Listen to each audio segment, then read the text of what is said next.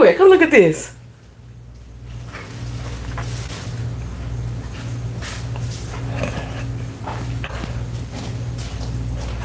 So, my face was in here correctly. Look at this screen. Oh. I don't know what happened. It was correct. And then it just switched over. And then... Girl, I'm trying to figure out why I'm stressed out too. Hey, to it. We trying to figure this out because I cannot understand why my face is stretched out like this. Get out of my room. I can't understand why either. I have no understanding of why it's stressed out like that. Okay, wait a minute. See, it was like that at first, right. And then it's stressed out. I guess it's not. Let me see if I turn my live chat back on. Maybe that was the problem. Turn my live chat back on. Okay, we there. It's not stressed. I don't know what that was. We don't know why I had the big face, why I was so stressed out. I appreciate y'all here. Do me a favor. On the refrigerator door, it's a bottle of electrolyte water, the purple. Can you bring that for me? Hey, Von D, what's going on? Hey, Toya and a banana. In the building. So today, I gotta close my door once my daughter come back in here. And I'm hot. I gotta turn my fan on. So I just feel like talking politics today, y'all. Y'all know I don't normally like to talk it, but since we gonna talk it today. So I'm gonna go over a little bit about what the big beautiful bill, as it's called. Get out my damn room. Thank you. No animals were harmed in the making of this video. Anything specific that you want to discuss, Toya? So, because this big beautiful bill has been getting on my nerves. Are you going to drive down and visit? Girl. No, I will not be driving down to Alligator Alcatraz.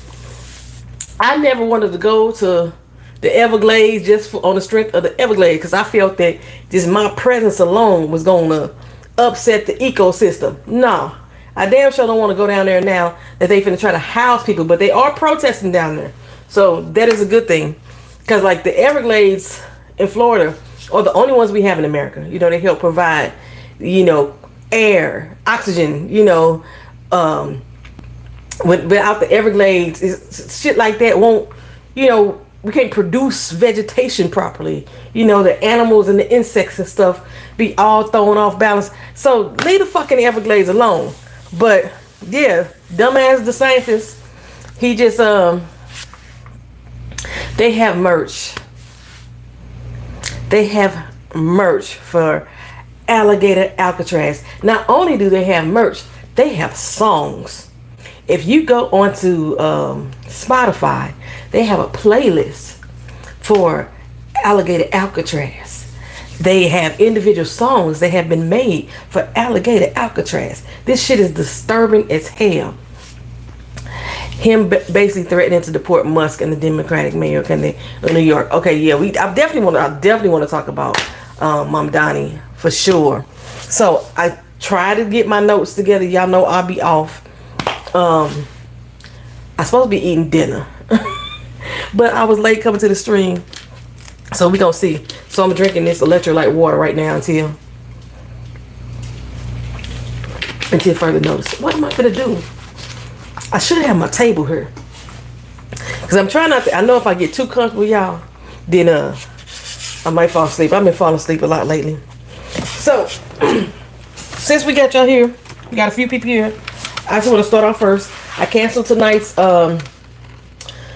viewing of The Spanish Princess. We are on season 2. I replayed episodes 5 through 8 twice because I fell asleep doing them. When I played them back the second time, I still fell asleep on episode 7. But I did finally get to watch the finale. I will bring that back on Thursday. I am done with the Supreme Court and the Planned Parenthood decision. I didn't see that. I'm gonna have to look that up. Because I haven't been following politics for real, y'all. I'm gonna let y'all know that right now. I told you I've been trying to keep my mind right. But the last thing I heard about the Supreme Court was the birthright citizenship issue. Planned Parenthood. Let's see what they got. Supreme Court, Planned Parenthood, and Medicaid funding. Okay, so that's all part of the big bill. It's all part of the big bill. So, let me start off saying first that I call it the not so beautiful ugly ass bill, but it was called the big beautiful bill. Chuck Schumer just requested that the name be changed, and I'm thinking that's your biggest fucking problem is the name. So if you look at the big beautiful bill as it was originally written, at least half of the girl. That's right. I was watching all your pictures from the UK. I was like, look at this. You took some beautiful shots. So the big beautiful bill, if you looked at it in its entirety, originally it was like 940 pages long. And that 940 pages included a lot of what was already in Project 2025. So we discussed that before. When it went to the House, it passed through the House. 128. Nope, that was wrong. Let me get the right number. I'm about to give y'all the numbers for another thing that was done. House passes. OBB, beautiful. Well, one big beautiful bill. Okay, with how many people? How many dams?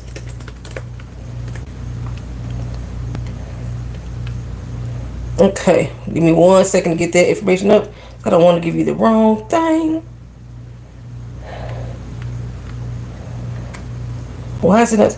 See, this is the problem I have with Bing. I'm having to use Microsoft Bing because the way they design my new laptop, it won't let me use Google, and I think Google is a better search engine. How many then in the House passed the big beautiful bill? Beautiful bill.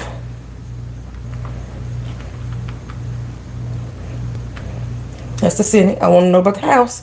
I want to know about the House. See, this is the thing about with the news. You start looking for stuff that they already did, and it gets overshadowed by what's going on right now. So you start to forget, or you don't become aware of what they already did. May 2025. I cannot find it.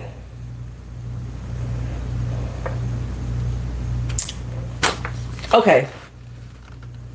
I can't find it. I don't know how many people passed, how many Dems passed it in the House. I thought I had the number down. I don't. But the original bill was passed by the House back in May. It was introduced on May 22nd by a Republican out of Texas, and then it was passed on May 26th. Okay, so once it was passed in the House, then it got sent over to the Senate floor. But a lot of the controversy from when it got sent to the Senate floor, there was a lot of Republicans in the House who did not want the bill as well. But they figure they're going to send it over to the Senate, and the Senate is going to fix it. It's crazy that a few Republicans spoke out against the bill, but yet ended up voting for it anyway. Spineless cowards. Apparently threats and back deals were made to get their votes. Definitely threats. And I've seen a few of the Republicans talking about it. The threats themselves. And so basically the House sent it over to the Senate so the Senate could try to fix it for them. It wasn't necessarily that they were against it. And that's the same thing I feel about the Senate bill. The Senate passing of it that just went through as well. The people who voted against it wasn't necessarily against the bill. They were against certain things in the bill. So when they decided to vote against it, they forced the tie. So, like I said, once it passed the House, they sent it to the Senate floor.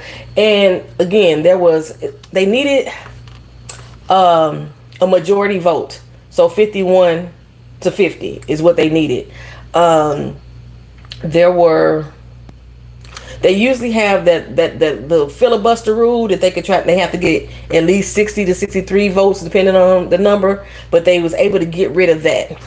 Tom Tillis had a spine. Murkowski was a sellout. Tom Tillis, again, to me, just from what I was reading, what I was understanding, is only certain parts of the bill that he disagreed with, not the bill in its entirety. So I believe, and I could be wrong, that the tie was a premeditated tie. They was going to force that tie regardless. They only need 3 Republicans to side with the Democrats against the bill in the Senate. Yeah, I know it's 47 in the Senate, but I'm speaking about the House. How many of them in the House? What did they do there? And that was done back in May. So, but for this particular one right here that they just did in the Senate, 47 Democrats, all of them voted no, and 3 Republicans came over to this side and voted no as well. Murkowski, I think that's how you pronounce her name. I can't remember how to pronounce it. She said that she didn't agree with the bill. She thought it was a disaster. However, she still voted yes. And I was looking at a few other Republicans speak on, I saw videos on Instagram and on YouTube saying that the reason why they were voting with the bill is because they felt that their base constituents, which is mainly MAGA at this point, were going to vote them out. So it wasn't that they wanted the bill to go through. It wasn't that they cared about the constituents. They were just worried about whether or not they was going to lose their jobs.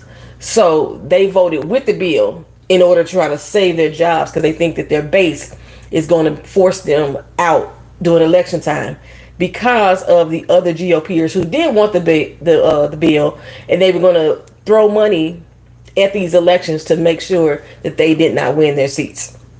So I believe, like I said, I believe that the tie was forced. Because there was a tie in the Senate, the person who breaks the tie is old ugly ass J.D. Vance, old egghead ass. So he broke the tie, of course, giving them the win. Murkowski's initially agreed to vote yes only if her state would have no Medicaid cuts. So fuck everyone else, I guess. She ended up voting yes and still didn't get the cuts. So I'm going to go over, like I said, some of the stuff. Some of the main hot topics is the cuts to Medicare, Medicaid, and SNAP benefits, and the closures of certain hospitals. So I didn't do it all. I didn't go through it all in its entirety. But these were some of the things that stood out the most to me.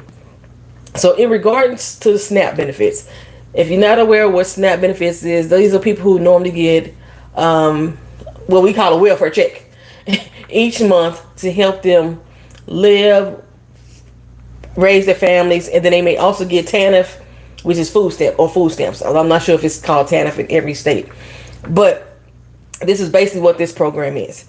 So one of the major things that they have changed is the working requirements. I was on food stamps before. I was on, I would say welfare before, but my welfare check was $12 a month. That's exactly how much I received, and I received $24 a month in food stamps. It wasn't a lot of money. It wasn't enough for me to survive on. None of that shit. Okay, but when I was going through, we did have a work requirement, and we did have like a 5-year limitation on how long we supposed to be on these benefits. I was not aware on if there was a repeated use limitation, but there is now. So what they're doing with let's see if I can get this pulled up here. The current people who are eligible to receive benefits: U.S. citizens, legal aliens that are granted, or people who are granted asylum or refugee status are also eligible. But Donald Trump has revoked over 400,000 refugees and asylum seekers their actual status, and threatened them with deportation, so they would not get these benefits. So even though the way the law is written, these people are eligible to receive some sort of welfare, some sort of food stamp benefits, they can't get it because Trump has revoked their asylum and refugee seekers. Basically, asylum and refugee seekers are coming from countries that are within turmoil. Usually the refugees are the ones who are coming from countries that have civil arrests going on, and they are fleeing their country, so because of that civil arrest.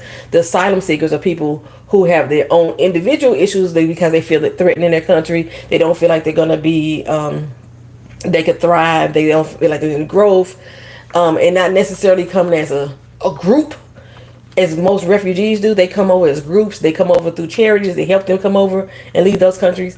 Most asylum seekers, they show up on their fucking own and they apply for asylum, so they can't be sent back to the country. So these are the people. We had like over 400,000 people who were already approved for this status that Trump revoked, and this was an attempt for him to enforce immigration laws, or to reduce them to get off of the welfare system. And this is specifically outlined in the actual bill. When I looked it up and tried to read the bill, like I say, it's a long ass bill. These were actual quotes and statements from the bill itself, that they are specifically targeting refugees and asylum seekers in order to prevent them being eligible for welfare. I'm just going to use it as a coin phrase there. Who else? Okay, so able-bodied people. Able-bodied people that are without dependents, they have an age requirement that's going to be changed. So right now, able-bodied people who are over the age of 55, these are people that they believe can get a job. People over the age of 55 was the cutoff. They have now moved that age requirement to age 65. So people who were between the age of 55 and 65, or that are considered able-bodied people, will no longer be eligible for Medicaid benefits. If you are an able-bodied person by their definition, and you are caring for a special needs person or dependent, you will only qualify for the exemption now, because they used to give an exemption if the child was still under the age of 18. You only qualify for the exemption now if that child or person is under the age of 7. So if you have an 8-year-old that is special needs, that require you to be at home, take care of that child, or go to work on a part-time basis to take care of the child, you no longer qualify for welfare under this provision. Right now, though, the way that the law is currently written, it does not expire until October 1st of 2030, which is in 5 years. So in 5 years, if they pass this bill, then these people are going to be kicked off of the Medicaid program. And this is who they determine able-bodied persons to be.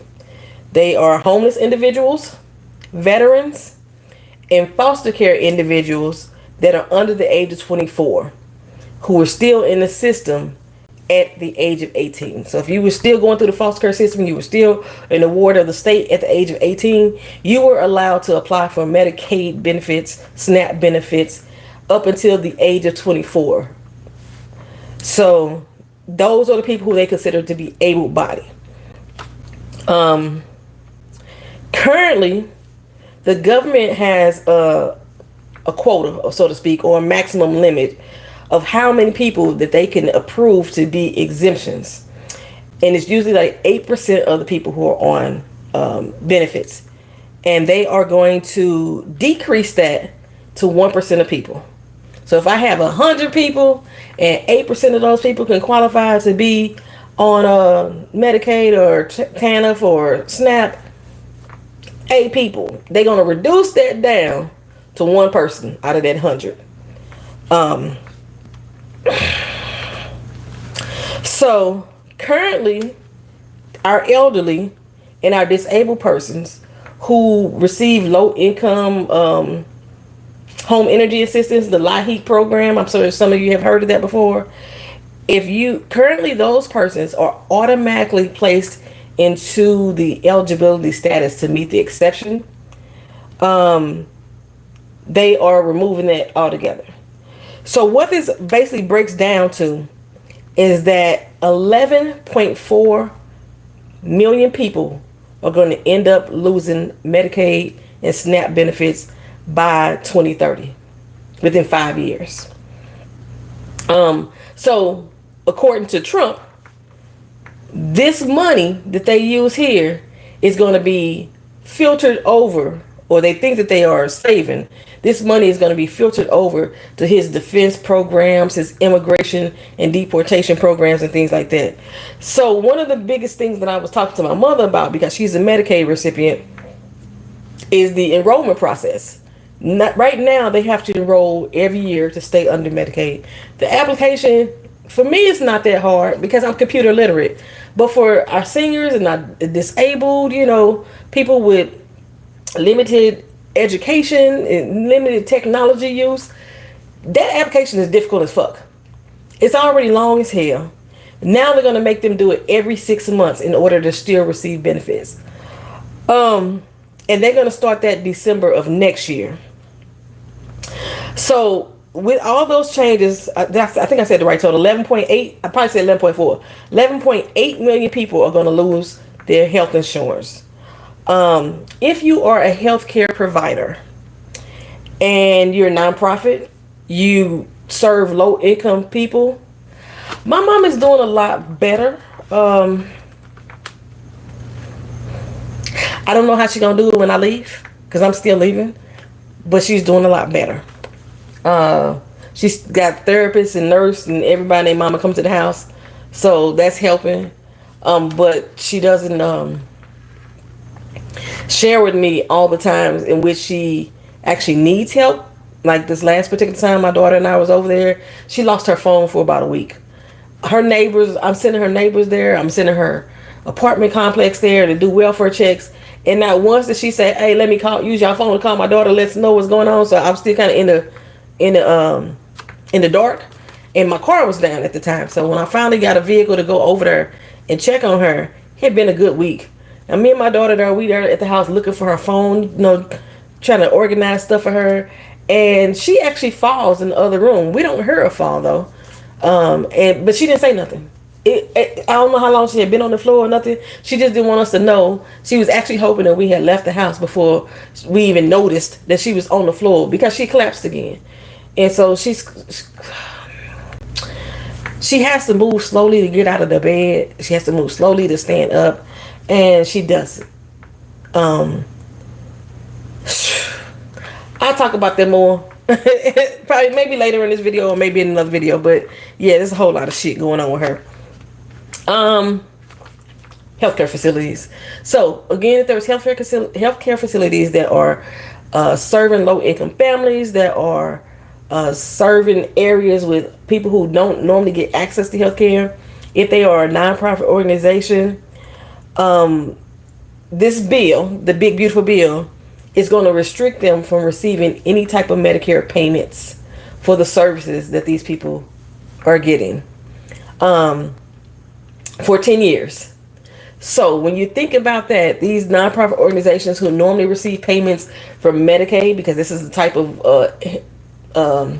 services that they have through the state to help their health care, they are not going to receive any money for any of the care that they provide for 10 years.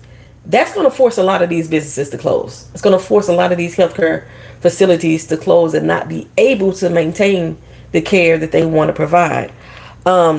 So he's targeting specifically certain types of organizations. If these organizations provide any type of family planning services, any type of reproductive health services, if they offer abortions of any kind, with the exceptions of rape and incest, and if they received in the fiscal year 2024, if they received at least $1 million of Medicaid payments from the patients that they have coming through there, then they will be are the ones that's going to be affected by this new program of not paying the healthcare providers. They are putting a lot of medications that Biden was able to place into the negotiations. They're putting a lot of those out of the system. So a lot of medications will no longer be limited to that $35 amount that Biden had set up. So it's going to make a lot of these medications exempt from the Inflation Reduction Act, which is the one that's going to help negotiate the cost of a lot of this health care. So that's a big thing for pharmacies, a big pharma, because they're going to make money off of it, because they don't have to negotiate prices for like cancer medicine. They don't have to negotiate prices for insulin. They could charge through the roof. Like a vial of insulin costs about, through the VA, it would cost me $35 a vial. Outside of the VA, it can go somewhere up to $500 a vial, depending on where you live at, for just insulin, where you can go up to Canada and get it for like $15. You know what I'm saying? Toya was saying something about the hospitals. Under this particular bill, they are saying that a lot of hospitals in rural areas are going to be affected, and it's mainly due to this particular situation here, because they are serving underserved individuals or individuals with low income. Majority of rural area people are low income people. Majority of those people are on Medicaid. Majority of those people are on Snap or TANF, receiving benefits from the state. And if these hospitals and clinics don't have funding or aren't allowed to receive any type of income from billing through Medicaid, then yes, they're gonna fucking close. They don't have no choice but to close, which is gonna make hospitals in other areas overrun, understaffed. And when overworked, when staff gets overworked, they start quitting, they start dropping off. So they're looking at, they used the example of, if there's a hospital in this rural town, and that one hospital is forced to shut down, the next closest one to be like 40 minutes away, and those 40 minutes make a difference in saving somebody's life. So that's one of the examples that they're using. I have not seen specifically what rural areas will be affected, or if there's like a hospital list or something like that of targets, other than those with these services. So if they're providing family planning, if they're providing reproductive health services, they're providing abortions, they're definitely going to be one of the ones affected. And if you're the only one that's in the town, of course you're providing those fucking services, for the most part. So yeah, but the GOP, they have also included in this big bill that they're going to set up a $50 billion fund to allocate toward rural hospitals only. And they're going to do so over the next 5 years if this bill is passed, in order to prevent these hospitals from closing. I don't know how that's going to work, considering if they still meet that criteria of all of the type of organization that would be exempt, whether that funding would still be available to them. Inside the bill itself, it did not specify how those funds were going to be allocated, what the criteria was, what the exemptions were, or the exceptions were. It did not specify any of that at all, which is why a lot of the Republicans who are saying that they were against it are saying that they are against it, because it doesn't specify. Like you're saying, that the one senator from Alaska, she thought that she was going to have funding specifically for her state. Promises were made to her that her Medicaid in her state wasn't going to be affected, and then come to find out it's a big ass lie. So she's saying that after she signed the bill, she immediately stepped outside and regretted her decision, which I think she's full of shit, personally, because one of the tactics that the Democrats were using was to force them to read the bill. They were forced to read the 940-page bill on the floor before any vote or before any debate could even happen. So she knew what the fuck she was signing up for. And she could have been that one vote that killed it all together. But they didn't want the bill killed. That's what I'm saying. That's why I believe it was a forced tie. Because right now, since the bill it passed with the 5150, it has to go back to the House now. And it has to go back to the House because they have now cut the 940 pages down to 897 pages. That's how many pages are remaining in the bill now. And because they made significant changes to the original bill, they have to take it back to the House, and the House has to vote on it again. And I've heard some of the Republicans state that they are hoping that the House fixes the bill. That was the same thing that the House said back in May when they passed it. They hoping that the Senate fixes the bill. Well, the Senate made it worse, and the Senate's going to send it back to the House, and now they're hoping they fix the bill. Not hoping they kill it. Not hoping they get rid of it altogether and start from scratch again. They're hoping they just fix it, so that way everybody can agree on it and get it signed and get it pushed through. Once it goes back to the House, if the House makes significant changes again, it's going to have to go right back to the Senate, and it's going to basically be a whole lot of back and forth. As of right now, they are trying to force a vote on this bill in the House before Independence Day, which is Friday. When is July 4th? July 4th. So they're trying to force them to vote on it and pass it through between July 2nd and July 4th in the House and say, we agree with it. But we already know that the way that they did it, the changes they made supposedly made it worse. And the changes that they made, the Republicans are hoping that the House doesn't pass it through, that they make more changes to it. They have like about 15 things that they want them to change. A lot of funding that was going to the DOD for Trump and his immigration plans. A lot of cuts to the housing program. There was limitations being placed on the federal use of land program, and they were specifically targeting places in Minnesota. I was going to say New Mexico. In Minnesota, they have some type of bill that is well, you already know about eminent domain, that the government can come in and take your property and stuff like that. Well, this bill is going to be allowing the government to use your property at will for mining, oil, and things of that nature.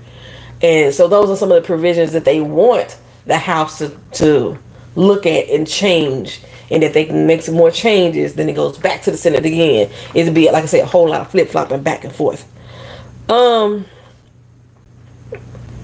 Let's see. Make sure I didn't miss nobody comments. I don't know why my damn chat ain't staying up on the screen.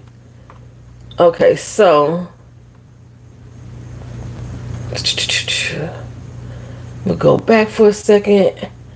A lot of the rural areas will lose access to hospitals because 1 or 2 in their town will be impacted with the shutdowns. Right. Yeah, they will be impacted again if indeed they meet those exceptions for people who are eligible to receive Medicaid payments for organizations, and if they don't fit under whatever the criteria is going to be under that $50 billion that the GOP has allocated specifically towards rural hospitals, they will be forced to be closed. One other thing, let's see. So I skipped over too. The work requirement that I was speaking of before. If you receive Medicare D is just like a supplemental insurance that you can add on to your Medicare. If you receive Medicare D as of December of next year, expect to bring your ass back to work. Plain and simple. Because what they're doing is they're saying that you have to work at least 80 hours a month in order to receive Medicare D now. If you're not working 80 hours a month, you must be at least a part-time student or have a combination of 80 hours total. And again, I think I was going over this, but I might have stopped. The people who are eligible to receive these benefits are U.S. citizens or nationals, an alien who was lawfully admitted for permanent residence, an alien who was a Cuban citizen who meets certain requirements, or an individual lawfully residing in the United States in accordance with the Compacts of Free Association Act that's with Micronesia, the Marshall Islands, and Palau. Those are the only people now eligible to receive Medicaid benefits if this passes through. Also, under the Big Beautiful Bill, if you haven't noticed, the IRS is getting rid of their efile program. It used to be a free program to use to help file your taxes.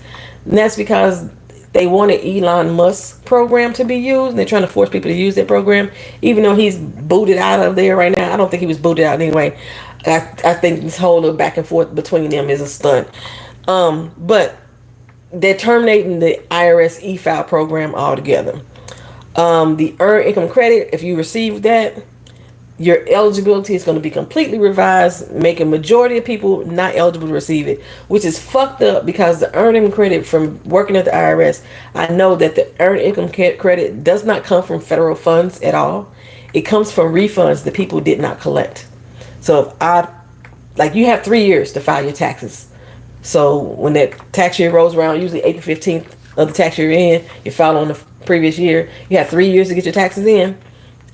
If I forgot to do the 4th year prior and I had a refund, that's where that money comes from. That's what makes up the earned income tax credit. But now they're going to change the criteria for whether or not you're going to be eligible for it. They are also increasing the statutory debt limit by $4 trillion. Again, this program is being funded by the cuts in the Medicaid and the Snap programs. And this is basically the amount of money that the IRS can borrow to fund their operations, which fucks me up as well because the IRS and the post office were the two agencies that was not funded by the government. They ran off of their own revenues. So this is new for me. He's going to expand the tax cuts for businesses and the rich, basically totaling $4.5 trillion. I told y'all before when we was going over the Project 2025 about the big dome that he wants to build. They're going to allocate $25 billion for the development of that big dome that they want to put over the United States. $46 billion is going towards the wall in Mexico. At least this time he's not saying Mexico's going to pay for it. $45 billion is going to be going towards concentration camps that they're going to be housing over 100,000 migrants. We already have one that's been approved here in Florida. The Alligator Alcatraz is what Anna was talking about earlier. He's also going to hire 10,000 new ICE agents. And to incentivize people to become an ICE agent, other than being a January 6th, because he's already deputized them, he's going to offer them a $10,000 sign-in bonus to become an ICE agent.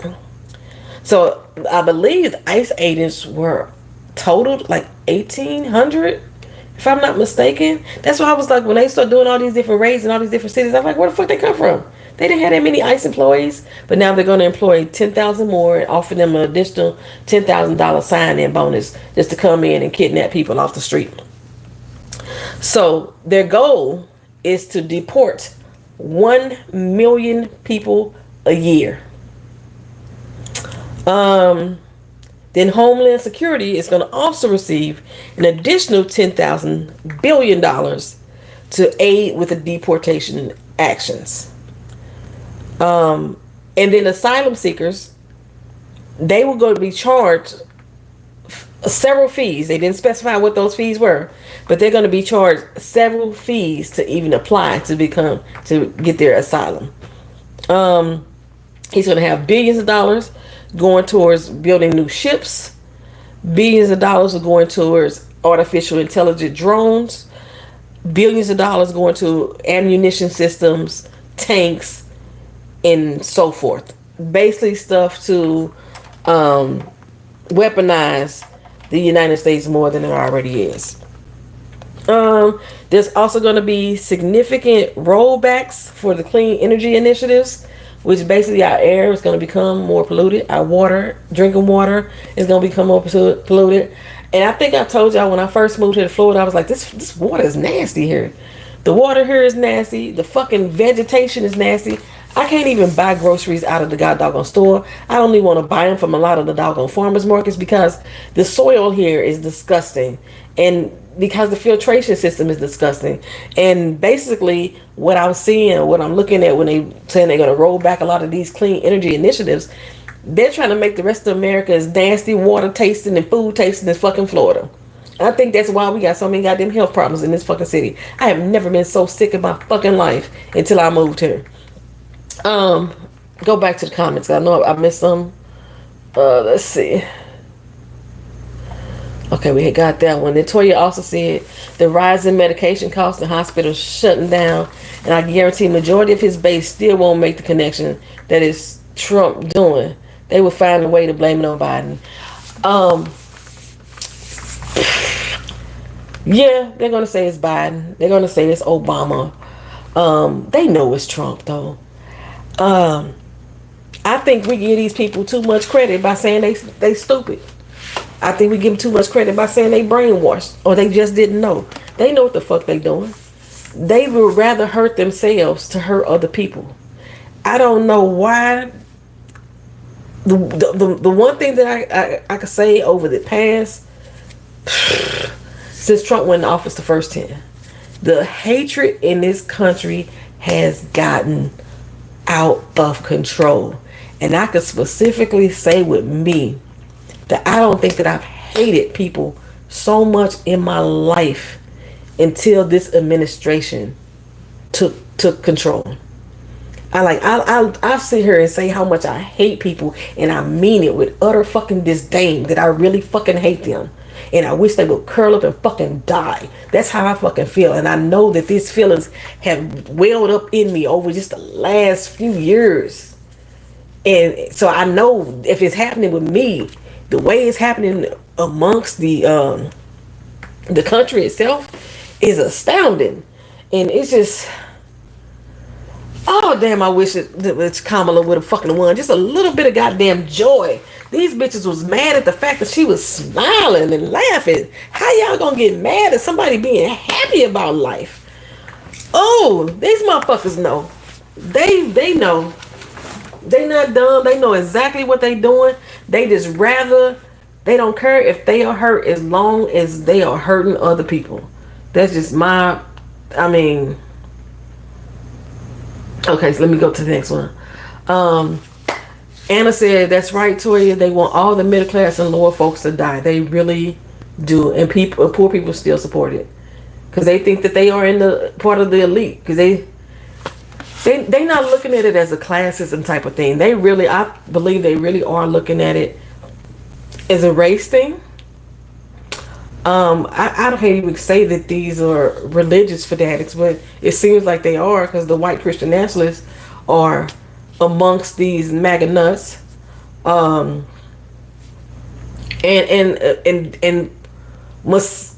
misogyny against women is out of fucking control. And that's where a lot of like the black men that we talked about before, that part of that 8%, or how many percent was it? 28%, 22%, 22% of black men that voted for Trump. These bitches hate women. They hate women. And they despise the black women that gave birth to them. They hate them. So they side with him because that hate is so great. Remember Trump's first term and all his unsuccessful attempts to overturn the ACA, but now everybody was bound to something even worse. A lot of the failed measures that Trump tried to put through in his first term are actually in this one big beautiful bill. They are word for word. And it even specifies that a lot of these are saying these are specifically from the first Trump administration. So you knew where some of these came from. But they are in this particular bill. But like I told y'all before, like when we read over at least Agenda 247, a lot of that was from Trump's first term. And it just transferred over into Project 2025. And they are now in this one big beautiful bill. I'm so mad at myself I keep saying it like that. My lips are ashy. I look like a crackhead. Hold on, I gotta find some. I thought I had some lip gloss. And I thought I knocked the tube on the floor. Hold on. And I don't see it. Okay. Alright, let's go on to the next comment. They're also fucking stupid. It's not possible to build a dome over the country. Baby, they are working on it. What's going on, Celestine? Hey, Avril, how you doing? Yeah, they working on it. He put that in there, a dome. Have y'all seen the TV show Under the Dome? And apparently, some country has a dome already. I can't remember. Was it? It's a country that has a dome already. Let me look that up again. Who has a damn dome? Has a dome. over the country. What country has a dome over? There we go. Okay. Map shows which country has a dome. Who has the dome? Israel. Israel has an iron dome system. And other countries that have purchased similar technologies for their own defenses. Okay, who was the other countries? Russia. No, not Russia. They saying Russia used Iran was able to ward off the attack from Russia. Is that right? Am I reading it right? Others have warned that the possible procurement of precision-guided munitions on Hezbollah's part, be it from knockoffs of Iran or Russia. Yeah, Iran and Russia both have domes. Trump is trying to make this country like these countries, like Iran, like Russia. Like when the strikes on Iran first happened from Israel, I was like, oh my God, what the fuck are they doing? And then Trump got involved and decided to bomb Iran and said, oh, it was all completely destroyed. And we destroyed all of their yada yada this, yada yada that. And then somebody came out and said, no, y'all didn't. Y'all barely touched them. Y'all barely put a dent in them, right? Well, I was just reading before I came on this live. Trump is now trying to put in jail the person who leaked that they really didn't destroy shit. Which I find hilarious since Pete Hegseth leaked in 2 different group chats fucking military tactics to bomb another country. But this man just leaked that he didn't fuck up or destroy anything in Iran and they want to jail him. So I thought once I started looking into it more and watching how things were moving, the negotiate the ceasefire, I'm like, how the fuck is Trump announcing a ceasefire for 2 other countries and they ain't announcing it? And then they had a time limit. One country was going to do it at 12 o'clock and another country was going to do it 12 hours later. I was like, what kind of dumb shit is that? Then I said to myself, girl, they all working together. I think Russia, Iran, Trump, and China are all working together. And yes, they are sending off missiles or whatever to hit each other. They don't give a fuck who they hurt. They think, and this is my opinion, they think, or they figure that all these people that's getting damaged or all these businesses or all these little towns or what have you is just collateral fucking damage. They don't give a fuck. Because their whole mission, their whole goal is to be in power and in control. They don't give a fuck if they don't even have anybody left to control. They don't give a fuck if they have anybody left in power to rule over. They just want to be called a damn ruler. And I think they all working together. Okay, well, we got here. I hate the feeling of hate that I have for my... Exactly. I hate that I hate somebody. I try not to even use the word hate. I try not to even speak death on anyone. But the way I feel right now, and I know YouTube's gonna block the video. They limited the viewership of the last one. I have never seen a Republican Congress, for any Congress, give away so much power to the president before. Not in this country, at least. But what I hate is I hate that they think we stupid. I hate that they think that, oh my God, we don't know what to do. We just ain't got no control. I hate that they think we are stupid. They all are doing this with intent. The Project 2025, apparently they started working on that years ago, before Trump even got into office. This has been a long con. It's like, if I want to call it, this has been a long con. We're just starting to feel the effects of the con. But this has been something that's been going on for a while.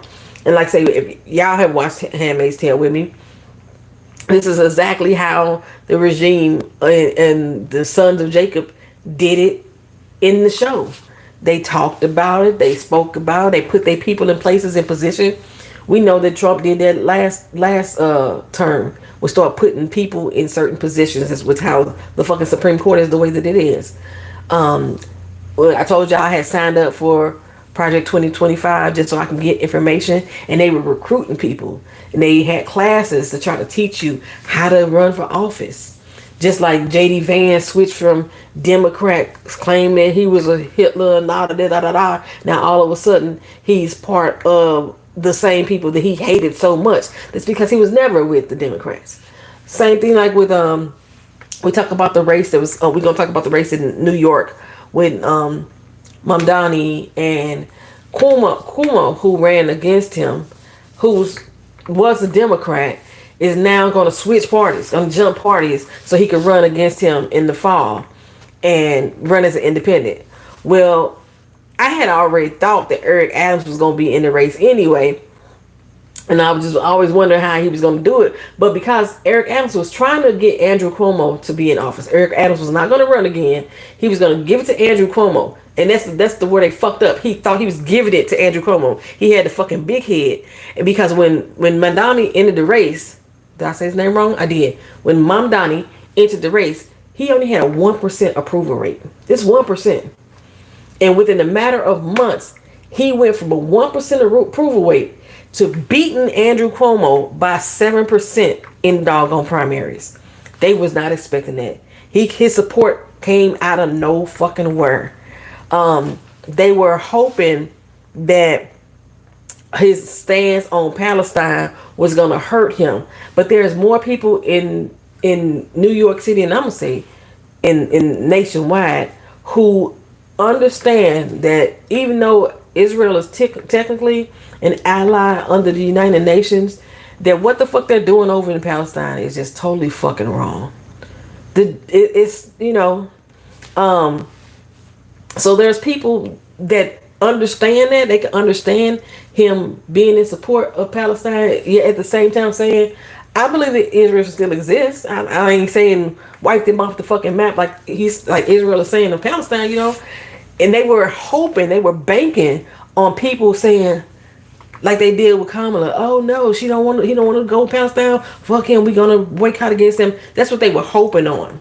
The difference between him and Kamala Harris, he's a fucking man. The hate for women is real. If he had been a woman, they would have tore his ass apart on that. But the fact that he is still a man, he got some reports. I am personally hoping that he fucking wins. And I really hope, I really want him to shake shit the fuck up. Shake it up. I really hope he wins. And now Eric Adams, as I stated, he's now in the race as well. He has now jumped parties as well. And he will be on the ballot as well as an independent. So now we're going to have 3 independents running in the fall on the New York City mayoral race. Andrew Cuomo, Eric Adams, and I can't even remember who the fuck the third person was. But, so that was like 7 people running against Mamdani. And like I say, he got a movement on their ass that got both sides scared. And that's what I think I love about him the most. Both of them were fucking panicking. Let's see. Ooh, okay. Toya said the Supreme Court is bowing to Trump too. They've been bowing to him. Yeah. Trump is really running things and making changes like he would be the president indefinitely or until he kicks the bucket. And I think that's his hopes. Even though there is still like Russia, even though there are still elections being had in Russia, they terrorize the citizens so much and they have so much control over the government that's like not having an election at all. Your vote really doesn't fucking count there. And that's basically what he's trying to do here in America. Kind of off subject, but not really. Down in Miami, there was supposed to be an election. We have a fall elections coming up here. So there's supposed to be a fall election down in Miami. And just, what's today? Tuesday? Just Thursday, they voted to cancel voting. So The people who are in office now, who have opponents running against them, that were supposed to be on the ballot and up for re-election or up for leaving office because they have term limits, just voted on Thursday to cancel the fucking election.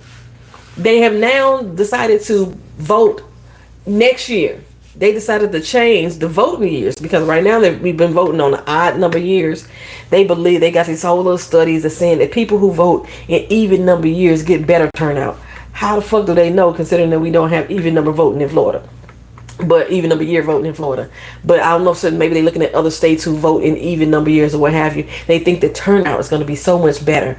So what this is doing is the people who are in office that we are trying to get out, or that the Miami citizens are trying to get out of office, the people who are supposed to be getting out of office because they have reached their term limits, they get to stay in an extra year because they have just canceled voting. One, I don't even believe it's legal to do that. But again, in order to fight against these people, the only provision is to take these motherfuckers to court. This shit can be tied up in court for years. People ain't got the type of money and resources to fight this shit in court, especially as individuals, because the citizens are saying this is some shit that we should have voted on. Y'all should have voted on this in the fall. You know, when the election come around and we come there to vote y'all motherfuckers out or put whoever we want to have in place. This should have been on the ballot whether or not we was going to change the election year, and it should be down the road. They voted on this shit Thursday and canceled the fucking election in November. Ain't that some voter suppression shit? Hey, what's up, sis? I saw my sister come in. It seems like some of the worst parts of the bill won't go into effect until after the midterms. Yeah, majority of the big beautiful bill will not go into effect until December of next year, 2026. And a lot of the major things like the Medicaid and the Snap changes won't take effect until 2030, 5 years down the road. But there are different businesses and stuff that are preparing for it now.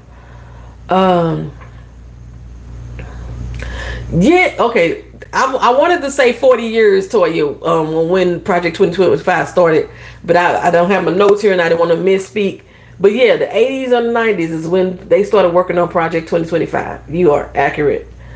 Toya also says, I feel like our only hope is that he will make good on his threat to deport Musk, and Musk will go out in a blaze of glory and admit how they stole the election. But this is my thing. No matter what, we all know he stole the election. We know it. He said it himself. You know, he actually said it himself on a few videos. We talked about those videos before on this channel. He's already admitted himself what they were doing. While he was campaigning, he was admitting how he's going to steal the election. They all know. My thing is, what the fuck are they going to do about it? Even if he deports Musk, what the fuck is he going to do about it? Whatever information he shares, what are they going to do? Nothing. We just had the other day 128 fucking sorry ass Democrats vote against impeaching Trump. In order for us to even get him where we could try to get his ass removed from office, because of the fucking Supreme Court changed the laws to favor Trump, now you have to have an impeachment process. Okay, and for him to have criminal charges placed against him, you have to have an impeachment process. 128 fucking Democrats decided not to impeach him. And that was one of but the way that they worded it, so I'm gonna have to look it up more in detail. They said that they voted against Al Green's impeachment bill in regards to the Iran strikes.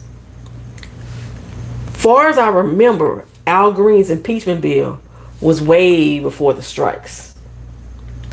He was trying to impeach him based on the Pete Hegseth war leaks, those strike leaks, not the Iran strikes. AOC was supposed to be initiating the bill to impeach him now on the Iranian strikes. But AOC was supposed to be trying to impeach some of the Supreme Court leaders, and that didn't go nowhere either. I don't understand why. Actually, I do kind of understand why, because a lot of them have said, especially like Fetterman and some other people who have came out and said they support the strike on Iran. Iran ain't have been attacking the United States. You know what I'm saying? And like, he's supposed to go through and get approval for Congress if it is a war being declared. There have been many strikes that have been placed by many presidents: Biden, Obama, Bush, Clinton, the other Bush. Many strikes that have been done by these presidents without the approval of Congress. So to try to impeach him on that specific criteria wouldn't fly, because many presidents have done it. The Congress is needed to declare war, and there's no war that was being declared. I was going to bring up, I can't remember, StreamYard. I was going to try to pull my StreamYard account back on here just so we could watch the movie Team America. Have you guys seen that? It's a movie, a parody, a bunch of fucking puppets. I believe Michael Bay is one of the people who was involved in this movie. And it's one of those movies that talks about how America comes in and saves the fucking world. And if you really look at the movie, America is fucking up shit for everybody else around the world. Joy Reid did a video the other day, interview the other day, and she was saying, even though she doesn't want Iran or any other fucking country to have nuclear weapons, who the fuck are we to say what the hell these countries can and cannot have? You know, so, and I kind of parallel that sentiment there. Like, how the fuck are we going, like, just like with the religion shit? How are fucking Christians telling everybody in the rest of the world that their religion is wrong? Who the fuck are you? You know what I'm saying? So, yeah. Let me go back and see if I'm missing anything. So if he goes back, if he deports Musk, he will have nothing to lose and hopefully spill tea. Musk has enough money to move to a country with no extradition laws because he played the part and still in the election. We need to break this relationship with Israel, where the big brother Israel always has their back and will run into rescue, which is why they keep starting to mess with everybody. That's my sister. Hey girl, hey. He wants to only have in-person voting in the closed mini polling places. That too. They've already tried to rezone again here in Florida as well, where they remove a lot of the election facilities and shit like that.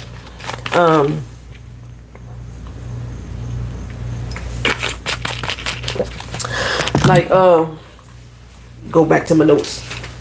I got my laptop here, y'all. I'm just trying to sit up so I won't get sleepy.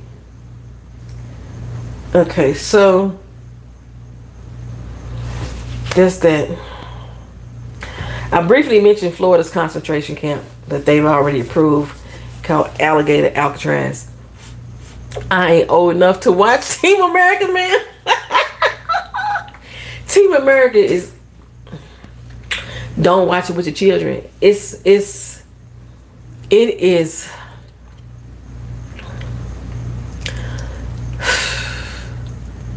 a puppet porn.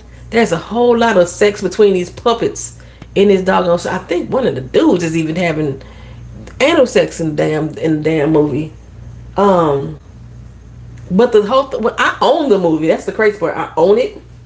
Because when I saw this, I was like, what the hell? And I kind of agree with the sentiment. America's always, you see it in superhero movies. You watch a good Marvel movie, and they going in there to save the people of Metropolis or what have you. They fuck up that whole city. Buildings down, cars overturned, lives lost. The whole city is getting fucked up just for them to try to save the town. And that's what basically the whole Team America shit is about. It is hysterically disturbing.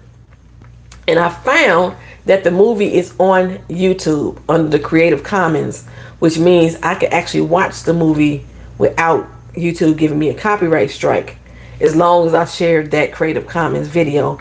And I can only do it on StreamYard, where it allows me to watch a video at the same time. But I kind of do it on my laptop, and my laptop does not have a good webcam. I'd rather do it on my Mac, but I can't get StreamYard on Apple. So, the Department of Homeland Security, along with Ron DeSantis, has just greenlit a bold controversial detention center in the middle of Florida, nicknamed Alligator Alcatraz. They are spinning off of the name of the original Alcatraz that was located off California. They are basically going to fuck up the Everglades. There's construction going on right now, and they're going to take out 30 square miles of the Everglades to design this facility. It's basically going to be in the middle of swampland, and it's going to be surrounded by alligators. So if someone tried to escape from Alligator Alcatraz, they're going to be met with alligators and boa constrictors and snakes and things like that that reside in the waters and the swamplands of Florida.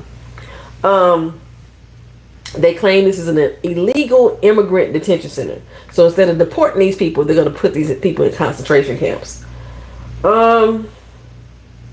Right now, Miami-Dade County is under an emergency order. Because like I said, there's protests like crazy going on. And people aren't necessarily protesting the deportation. Because a lot of Florida people voted for Trump, so they knew what they was voting for. They're not really protesting that. What they're protesting is destruction of the actual Everglades. Let's see. They are trying to get Gavin Newsom in California and Nancy Pelosi to reopen Alcatraz out there. That Alcatraz in California hosts 5,000 people. But the one here in Florida, I thought they said 100,000 people.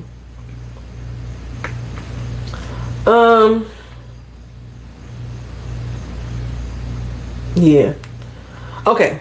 So that's all I got on the big beautiful bill. It's going back to the House as we speak. They're trying to push it through before July 4th because July 4th is a holiday, the day that we're all supposed to have fucking independence. And if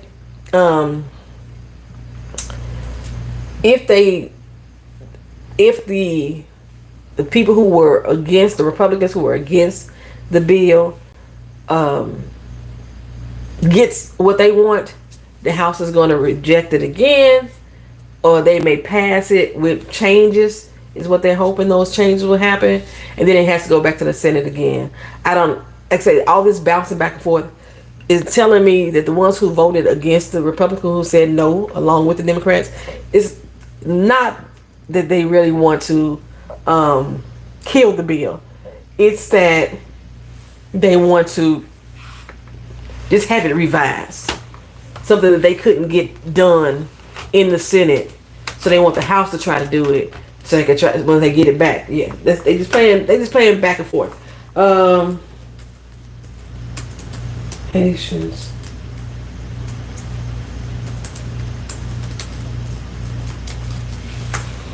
Okay. So my sister just asked have 500,000 Haitians been deported? Not at this time. According to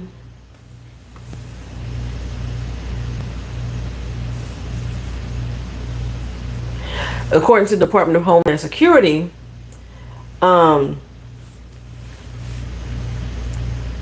they are in threat of being deported back to Haiti because again Trump just refused asylum seekers and refugees seekers their status, which makes them now deportable. Because of that, and Department of Homeland Security is now saying that Haiti is no longer in civil unrest. It's a safe place to live again, so they can deport them back to Haiti. They haven't done it yet, but that is what they're attempting to do. More than 500,000 people. But yeah, and they're saying that because they're saying that, oh, Haiti is cool. Haiti is good. Majority of the Haitians here in Florida, because we have a big community down in Miami-Dade. Majority of those Haitians down there, they are some of the first to go. Florida has 128,000 Haitians according to the Census Bureau. Okay. It was something else we was gonna talk about.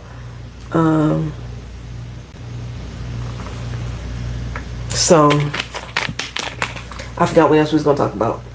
I said it in the beginning. Spotify.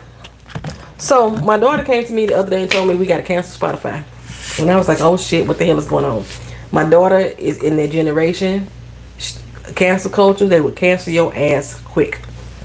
So she tells me that the owner of Spotify not only donated to Trump, held a party for him or some big lunch or brunch for him. He's donated funds towards this Alligator Alcatraz as well. He also has now donated money or invested money in a company. Have a good night, Anna. Damn, I gotta eat too. You sure right. He also invested money into a company in Germany that is building military drones. Now, Spotify is a Swedish company, and you canceled your Spotify. What you heard? My daughter has canceled hers as well. Our problem with us canceling too is that our Hulu was through Spotify, which is another reason why I couldn't do the doggone stream tonight, because my baby was like, we canceling that shit, so I couldn't watch Hulu. Because her Hulu account, her Spotify account gave us Hulu for free. But I'm with T-Mobile, and T-Mobile has some new phone plan that gives you Netflix, Hulu, and Apple TV for all free if you sign up for this phone plan. So I'm most likely going to be switching my phone plan. Right now I have one that's like 4 phones for $120 a month. So I might end up paying a little bit more, but the cost of getting Hulu, Netflix, and Apple TV all separately probably would make up the difference for them. But yeah, Spotify. So the way I wrote it down, the world's leading music streaming platform is facing criticism and boycotts following the CEO named Daniel Ek. The fact that his last name is Ek gets on my nerves. EK. He donated $702 million, or he invested $702 million into a company called Helsing, which is a German defense startup specializing in AI-powered combat drones. Now, the reason why that stood out to me, that they were AI-powered combat drones, is that is also one of the things in the big, beautiful bill that Trump is allocating $15 billion towards. Unmanned AI-powered drones. Why are we beefing up on all these drones? Who we spying on? Okay. So yeah, he's now the owner of, which makes him part owner in this company that is building military grade drones, combat drones, and software. So back in February, there was already a boycott that was started just by the artists on the platform because he is underpaying them for their streams. He pays them like pennies to a stream or some shit like that, you know. So basically people are saying, fuck Daniel, fuck Spotify. Like I said, my daughter's one of them, so we no longer have Spotify. If you don't know who to use, I know Amazon is still a hot topic, but Amazon Music is there. Apple Music is a choice. YouTube Music is a choice. People are going back to Tidal Music. I forgot Tidal existed. And Pandora is still a choice. iHeartRadio. These are all apps in which you can build a music playlist for yourself and listen to the music that you like. And you do not have to go with Spotify. And I'm glad that she told me this yesterday. I was able to look up all the different alternatives that I can provide you guys. So I'm not just gonna say cancel your Spotify without having some options for you. But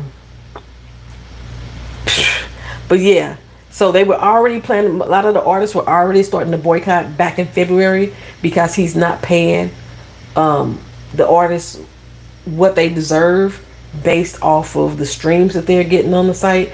And now to add this to it, yeah, people they are encouraging people to drop their subscriptions. Done. One and done. Okay. Mamdani. I think we talked about him already. One of the things I did want to address with him, the hate, girl. I was there. You signed out of the stream the other day, so you watched episode 1 of season 2, but I think you already watched the show already. So I was still there watching season 2, but I'm gonna postpone the rest of it until Thursday because as I was just explaining to everybody, we just dropped Spotify and we have my Hulu was with Spotify. Oh no, I'm not watching Spanish Queen Princess through Hulu. I'm watching it through Amazon. Huh. Music artists are almost slaves at this point. They really ain't getting paid for their work, which is why so many people are constantly touring back to back. And I actually appreciate the tours. I appreciate the tours. I appreciate the albums. I'm so glad they're going back to wax. I'm not necessarily a digital girl, but I'm not necessarily an analog girl either, but I would say I'm an analog girl in the digital world. I prefer human interaction, and I know change is gonna come. I am not so big on. I stream a lot of movies now, but y'all see, I still own a lot of movies. I would go buy a hard copy quick. I still got Sinners coming next week, Jack. I will own a hard copy. I like to have it in my hand. I don't even read books on my Kindle because I prefer to have the book in my hand. And I have some books on Kindle, but I prefer tangible things. So yeah, I don't necessarily stream a lot of music. The new car that I have now, I bought a new car, y'all, if y'all didn't know. The new car that I have right now, there's no aux cord, there's no CD player, so my only option is to stream music, and it bugs the shit out of me. I'm like, y'all know I got my foreign language CDs that I've been trying to learn my foreign language. I can't even put my CD in the fucking car. I can't hook my phone up using the aux cord to, I can't do none of that. Like if I got a external CD player, I can't hook that up to the fucking car. There's not even an old USB port. Everything is USB-C. And I know my music player that I have, my external one, it's the old USB. So I don't know, child. I figured it out. What I was gonna say. Oh, you had got a phone call. You had to go.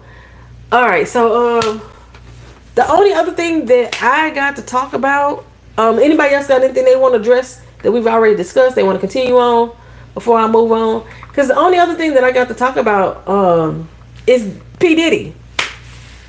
His case was rested. The prosecution and the defense, they rested, and the jury went into deliberation today. 6 hours ago. The jury came back. He had 5 charges. 4 out of the 5 charges, they actually came up to a verdict. We don't know what that verdict is because there was a 5th charge, which is the racketeering one. The racketeering one is basically what's connected to the RICO charge. They could not make a decision on that 5th charge. So because they could not make a decision, the judge says y'all need to take y'all asses back in there and start over. Because it has to be a unanimous decision. And it has to be a unanimous decision that is based off of what you actually truly believe in. Don't let nobody force you to change your mind. If you don't believe it, don't vote for it. But it has to be a unanimous decision on his charges. So I just read Donald Trump is endorsing Lara Trump for U.S. Senate for North Carolina to take Tillis' seat, even though she doesn't live in North Carolina. Vivek Ramaswamy, he's running in Ohio. He didn't live there. And like I said, with the project, the Heritage Foundation, that's what they were doing. They were recruiting people and teach them how to run for office in places that they don't even freaking live in. And seeing if they can get the vote, rock the vote, and take that place so they can have a seat or position. But I thought Lara Trump is it Laura? Did you say Laura? They put Lara over the RNC. Remember? She had no qualifications to run the RNC. Yeah, Lara Trump. Let me see. Let me look that up. Lara Trump. Trump is making a mockery of our government by putting all these unqualified people into positions of power because, in my opinion, he's trying to completely wipe away the government as it currently stands anyway. Like, he put in there one chick over the education, the wrestling lady. Put her over the education, Department of Education. Her job is to dismantle the Department of Education completely. So, which essentially means she won't have a job. Because what are you going to be over if you're dismantling the whole thing? He's putting these people in these positions to turn down the system. Same thing he was doing with Musk. And I personally don't think Musk is going anywhere. I personally don't think that they got a beef for real. I think this is all a show. Donald Trump floated that his daughter-in-law, Lara Trump, as a possible replacement for U.S. Senator for Tom Tillis, who would not seek re-election in North Carolina. And the thing that gets me about Tillis, I know you said earlier that Tillis had a backbone. The things that get me about them,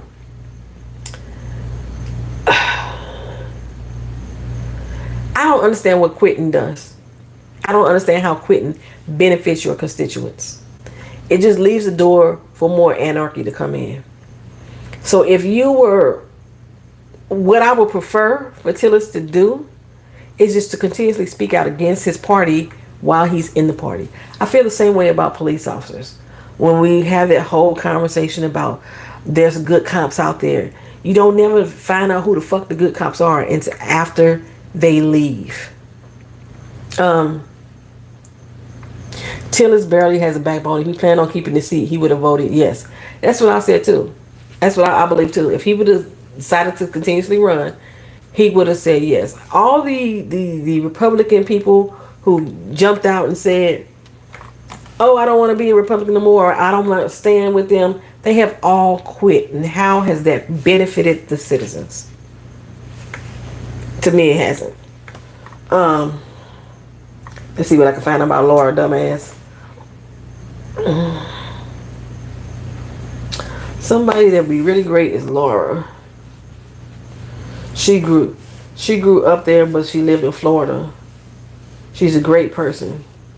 That will always be my first choice, but she doesn't live there now. But she's there all the time.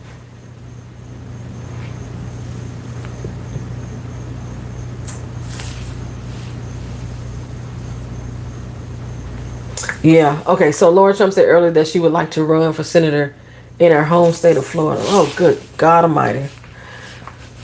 We got elections this year in the fall. There's a lot of people on the ballot that need to fucking go, need to get gone. But our turnout in the election is so poor when it comes to local elections. It's so poor. My daughter and I went to go vote the other day. We got turned away. I forgot that Florida is a no party state, which means if you aren't part of that party, you can't vote.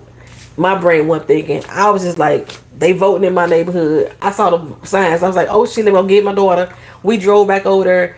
We actually hadn't been paying attention to a lot of the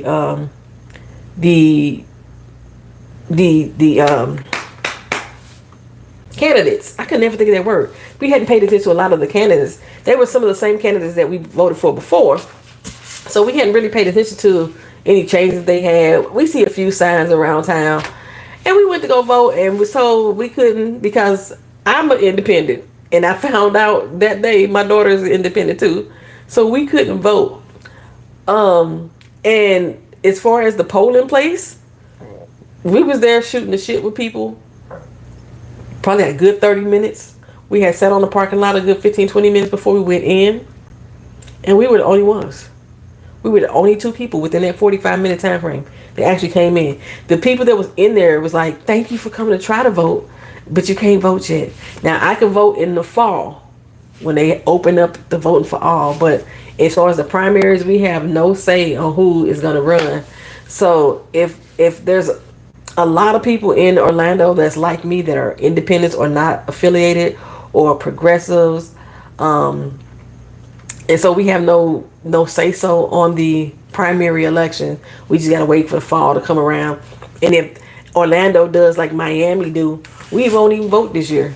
Like, Tasha, you missed it when I said that Miami, they just voted on Thursday to cancel the election altogether. So we supposed to have an election in the fall in Miami, and they just decided, nope, we're not gonna do it. We gonna vote till next year, giving the people who were supposed to get out of office this year an additional year, extending past their terms they're supposed to have. People who, anything could happen. Somebody could die. Somebody could move. Anything could happen within this next year that could affect an election next year that should have happened in November.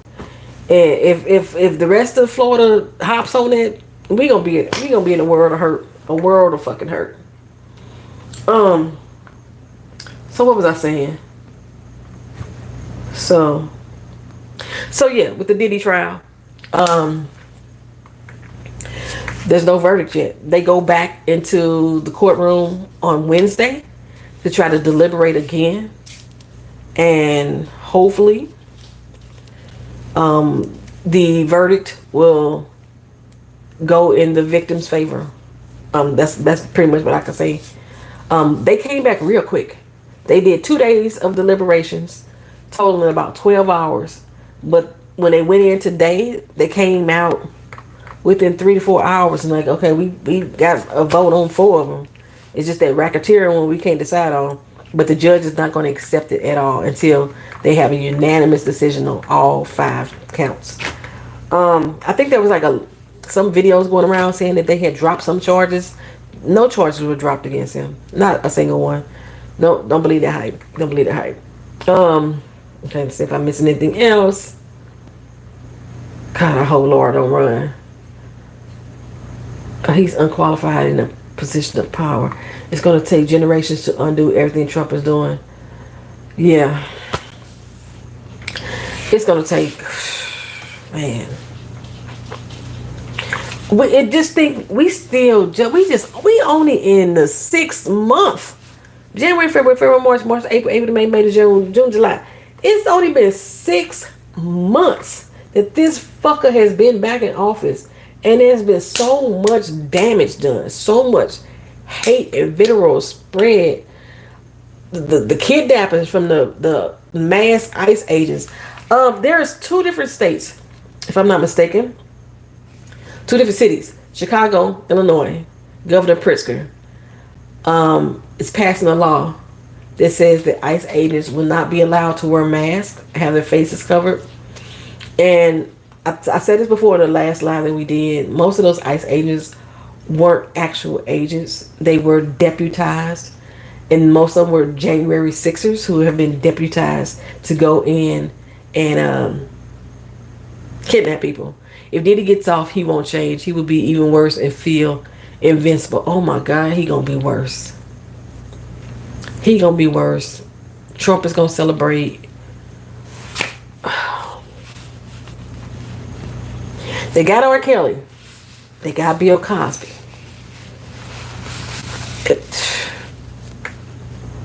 They need to get Diddy. They need to get Diddy.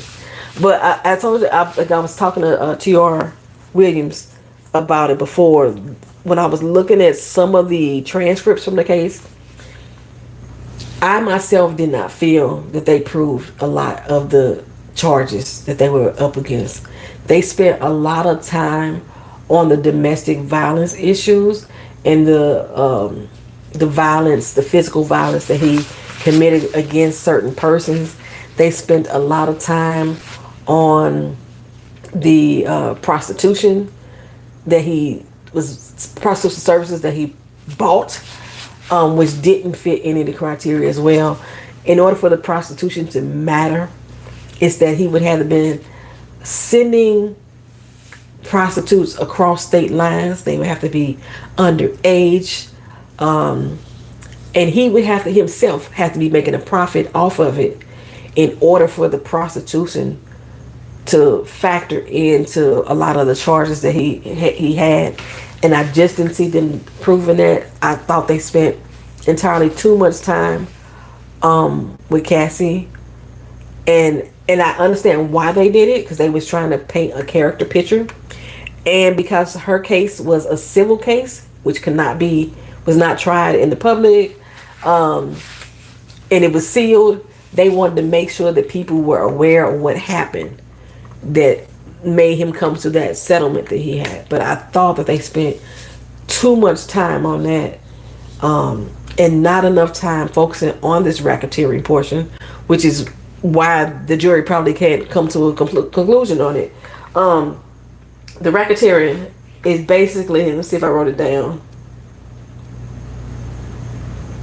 The racketeering is criminal acts that involve extortion, and being some sort of scheme or organized crime to gain illegal profits.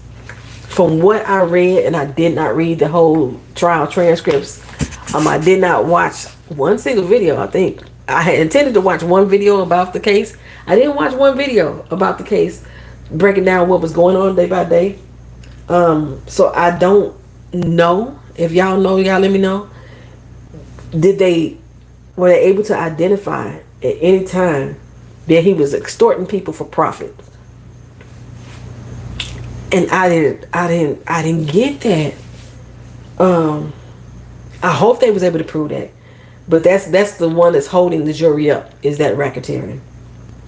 And usually with the RICO charges, there are multiple people who will be affected by that RICO charge. So it wouldn't be just him. They would get that son, and whoever else they was naming in these cases,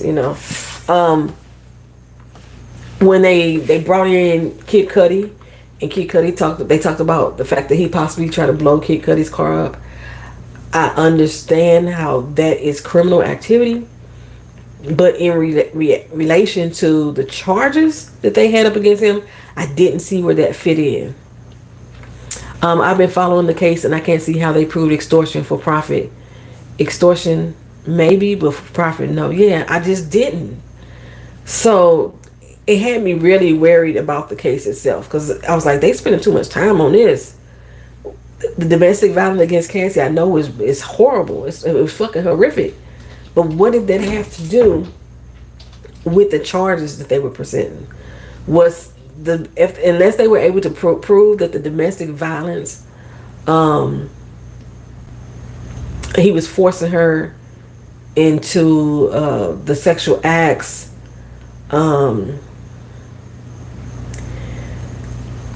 I don't know if they did that though. But like I said, I didn't listen to everything. I didn't watch everything. I'm probably gonna have to go back, because I had planned on really following that case, but I was so distracted that I didn't follow it. Anything else we missing that I missed? Let me see. Let me pull up my channel.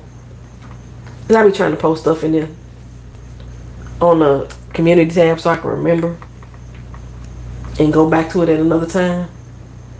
So on Discord, if you're not aware, I put up the links before. There's links all over the community tab. I have the VIP room set up for Discord, specifically for the channel members, and y'all are non-active in that VIP room. I have been trying to solicit to find out what exactly type of videos y'all want me to post, movies y'all want to see, and crickets. The only thing I know for certain is people are coming to watch Sinners. The DVD release got moved up from July 22nd to July 8th, which is a Tuesday night, which was perfect for me because I'm off on Wednesdays. So July 8th is now the new date that we're going to watch Sinners, but I think I'm going to open it up for everybody that's on Discord. It's only 18 people, I believe, just so I can have more interaction. And then after the interaction, I'm probably going to try to do it maybe around 8, which is 7 o'clock West Coast time. I know it's kind of early, but I want to do a live discussion immediately after. So if I start that at 8, it'll end at 10, and then I can do the live stream from like maybe 10 to midnight, something like that. And I want the live stream to be like a deep dive into the movie, because there were certain things that I found. I've watched it 11 times, child, and I'm not going to lie to you. I saw it 5 times in the theater, and then I have pretty much watched almost every single reaction video on the movie, and every time I watch it, I see something different. I ask myself a different question. So I'm excited to see it again. I would think that people would be tired of watching it by now, but it's people still popping up reaction videos every day. So yeah, we're gonna get in there and we're gonna break this movie all the way down. One of the things I posted on the community board the other day was about the scene where all the ancestors was coming into the juke and they were dancing. We had the ancestors, we had the future spirits, all of that was there. And one of the things that I noticed it the first time I watched the movie, but I wanted to make sure. Don Robinson did something like that on Twitch. Not sure how she did it. She's probably doing it through Discord, and that's what my daughter does. That's what Keena does too. She hooks Discord up to Twitch, and she watches through there. I just watch straight through Discord. I can't watch it through YouTube because YouTube will block it. And yes, that's exactly what I'm saying. That Someday Lux, that Mary does not have an ancestor. If you looked at everybody who was in that juke joint that was dancing, Cornbread wasn't dancing, so you didn't see Cornbread's ancestor either. But everybody else that was in there was dancing, that was feeling it. They all had an ancestor or a spirit alongside of them. Mary had none. And when Remick showed up, when he was standing outside looking at the metaphoric house burning down, he was saying to himself that this was the way to see his ancestors. He needed Sammy's voice so he can bring his ancestors back up. Mary had no ancestors. And I was like, why? And I wonder why Ryan Coogler made that decision that she was not going to have any ancestors. It was a lot of black people in there. And of course, her dad was part black, what have you. But most of the people who were dancing, their ancestral spiritual part was dancing next to them. Even with Grace and Bo. When Bo was sitting there playing cards, the dude was on the back wall. The Chinese dude was on the back wall stretching. And when Grace came on in there dancing, the water dancer came out for her. Everybody that was dancing, that was feeling that music, had a fucking ancestor. And one of the things that I have been talking to my daughter about, we've been discussing this for over probably a year or so now. This is not something new that we've been talking about. Is that white people overall don't have a tribe. The Vikings, they do. The Irish, they do. They worship pagan gods, and they had similar rituals as far as how they worship to Native Americans, Black Americans, Africans, Indians, New Zealanders, Samoans. We all have some type of connection that is similar, even though our tribes may act in different ways. We still have similar connections with reincarnation and the spirits and medicinal herbs. And I cannot think, other than Vikings and Irish people, of a tribe that for white people that act in that manner. I looked up a few. I was like typing in. Let me see what tribes from Germany. And then every time I get them, they show like they show warriors, in armored. I was like, no, that's not what I'm talking about. It's not tribe. You know what I'm saying? So I found that fascinating, and I just made that connection. Like, where's the white people tribe at? Where they at? And like I say, Remick would have them because Remick's Irish clans, which is one of the things that I wanted to talk about. Because people were like, yeah, he was lying about not being a clan member. In his mind, based off the time frame in which he came from, the Irish people called themselves clans, but it wasn't the same as the Ku Klux Klan. So he was like, no, I ain't no damn clan member. You know what I'm saying? Like that. But, child, yeah. I'm so ready to discuss this movie and to break it all the way the fuck down. I want to break down Smoke and Stack's past. Like I think it went over a lot of people's head that Stack was a pimp. I think that flew over a lot of people's head. They was talking about the money and how he made money and how he wouldn't take no plantation dollars. And he said when he was out there selling ass, you know, selling ass, you wasn't up here taking no wood nickels. And he was like, yeah, it's because I didn't sell no ass down in the Delta. That went over a lot of people's head that he was a pimp. I was like, what the fuck, you know?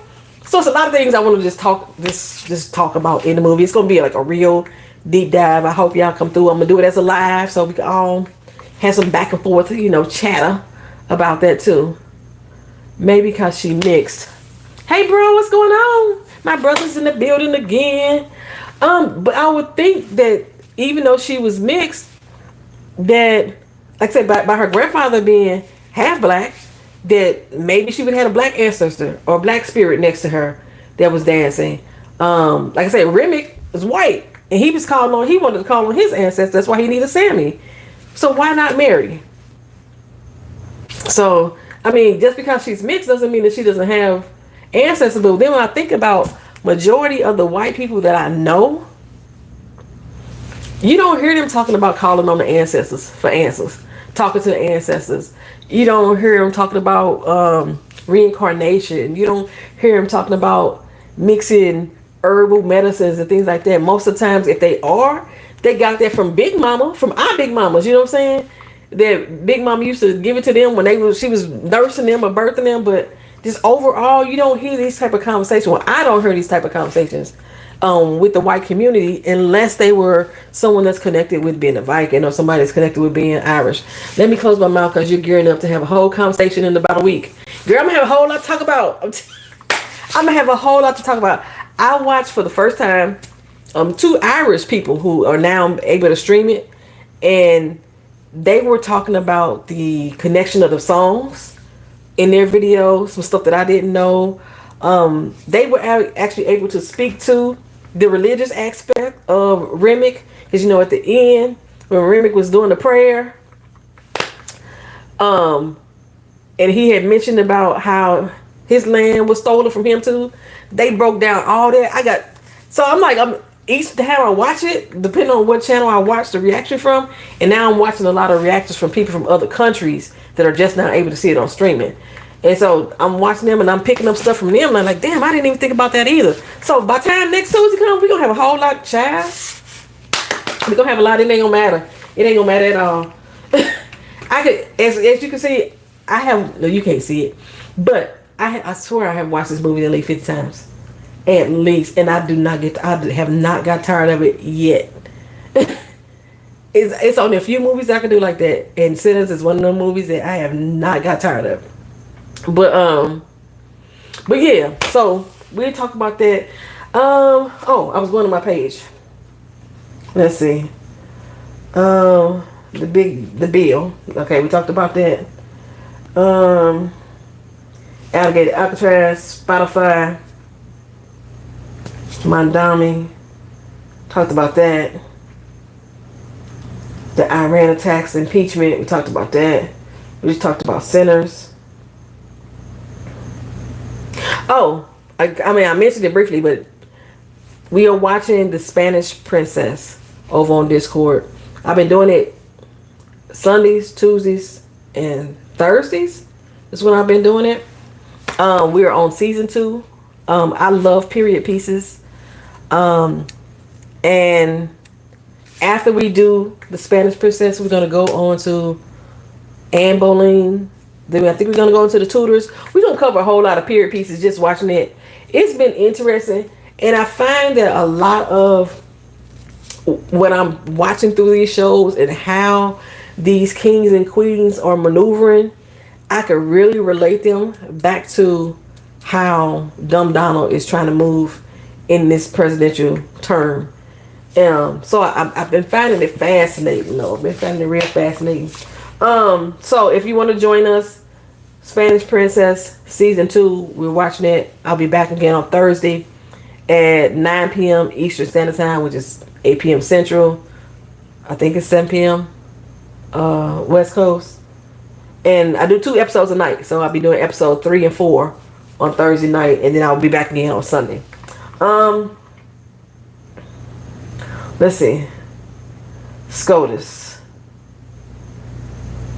Supreme Court. The birthright citizenship. I was going to talk about that, but I think I'm going to say that for another video. Anyways. One more Mamdani. Trying to see what I didn't miss. What I missed or other than that. The TV show Paradise. I'm going to do like a summary video on that. Overall, I hated the show. It was a struggle getting through Paradise for me. We made it all the way to episode 5 before I started even being interested in anything that was going on that Digo show. But yeah, overall, I was not particularly a fan. But I'm gonna do a summary of the whole season, the TV show. Oh, but if you did like Paradise, it did get renewed for season 2 already. Forever. We was watching that on Netflix. It's based off the Judy Blume book, Forever. It started off cute. That got on my nerves after a while too. I did push through the whole doggone first season. That has already been renewed for season 2 as well. But by episode 4, I was so sick of the breakup to makeup. They was breaking up to make up every fucking episode. And then after a while, by episode 4, I was thinking, this is some childish ass shit. But then I had to remember that we watching a movie about fucking a TV show about teenagers. But yeah, I'm gonna do a summary video on that too. I was so glad when that shit was over. Let's see. I don't remember if I talked about the Army. I think I did. I talked about the Army. Alright. Anything else anybody want me to address? You thought Forever was really good? It was Wolf Hall on Masterpiece. I have never watched Wolf Hall. What is that about? Let me see. Wolf Hall. I thought Forever was cute initially. And then after a while, I think when she went to when they went to the Inkwell, what is the Inkwell called in White People Lane? Martha's Vineyard. When they went there, I got really bored with all that back and forth shit. It got on my goddamn nerves. Wolf Hall. A British television series adaptation of 2 of Hilary Mantel's novel, Wolf Hall and Bring Up the Bodies, a fictionalized biography documenting the life of Thomas Cromwell. Who the fuck is Thomas Cromwell? Oh, it's a period piece. It's a 6-part series that aired on BBC. I don't know who Thomas Cromwell is. Okay, so Masterpiece. How are you watching Masterpiece? What streaming service? Is this on BBC? I think I got BBC. I think I got BBC on my TV. I got so many damn apps. Oh, it's leading into the story about Anne Boleyn. Ooh. Okay, I'm gonna have to find it. We're gonna have to add that to our list. I had never heard of it before, but thank you for that one. Wolf Hall. Add that to the list. So we got Anne Boleyn, The Tudors, Wolf Hall. I'm gonna add it. It was another one because we talked about that all one night. If you go into the Discord, you can pull up the chat and you can see what we all talked about. So that's how I'm gonna remember what the hell we said. Okay, so I'm gonna look that up. I'm gonna look it up, see how I can watch that. But yeah, after about episode 4. Yeah, Forever got on my nerves. And I think, for the most part, Someday Lux on your PBS channel. I don't even know if Orlando got a local PBS channel. I got Philo, though. So I can see PBS on Philo, I think. PBS on Philo.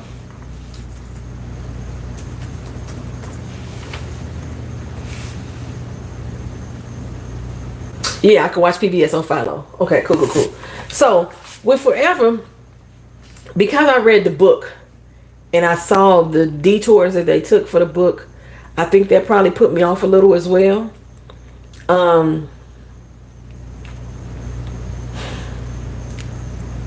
I couldn't understand.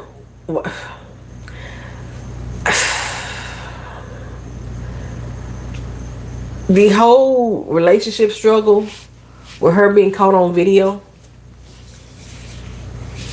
and not being able to tell her mama about the ex-boyfriend, that got redundant to me. Very redundant. It definitely wasn't in line with the book itself, and I wonder why they took that liberty to make her a dick sucker. They didn't do that in the book at all, and they were still dealing with sexuality. I don't know. It was something about it that just rubbed me the wrong way after episode 4, and I was so happy when it was over. I was like, "Oh, I'm so glad I'm done watching this." The crazy thing is, though, everybody that was watching with me, they was watching Paradise and Forever with me. After we watched episode 3, like I said, episode 4 is it was episode 4. After we watched episode 4 of Forever, and after we watched episode 5 of Paradise, nobody else came back and finished watching the shows with me. That was the turning point for me when I was like, oh, finally something that's good. With Forever, I was like, I'm so sick of it by now. With Paradise, I was like, okay, finally I'm watching something decent, but I couldn't stand the first half of it. But nobody came back. So I was finishing out the show by myself. It made me feel like y'all motherfuckers didn't like it either. I don't care to see those kids break up and get back together again over every fucking episode. She should have just told her mom she broke up with that boy, even if she didn't want to talk about the tape. Yeah, because that was ridiculous. And then the whole Martha's Vineyard thing, that's stalking to me. His mama was too damn involved. Yeah, I guess so. Yeah, his mama was too fucking involved. She was so dead set on him in with a black girl. It's just, so she didn't give a fuck about nothing else. It was annoying. Oh my God, it was annoying. I felt like I have matured too much from that storyline. I really enjoyed it as a child when I read the book. They need a whole new storyline to bring it back. I don't know what they're gonna do to bring it back. Because I don't think that Judy Blume did another book after that one. Or Judy Blume Forever sequel. Yeah, they bringing it back.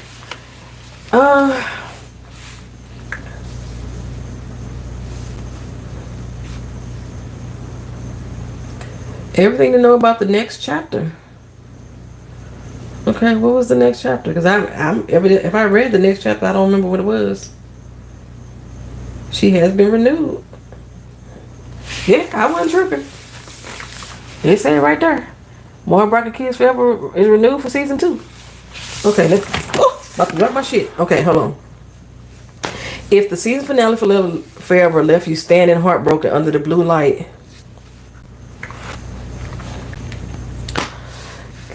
Keisha and Justin will get a second chance to make things work, as Forever has been renewed. Okay. What y'all basing it on? Is she just gonna take the liberties and write a whole new storyline?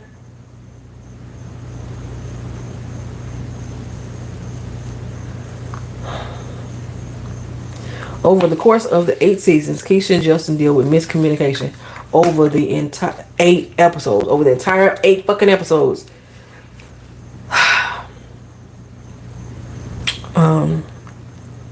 Black teenagers navigating predominantly white space. They threw the race aspect in there because I know the original characters were white.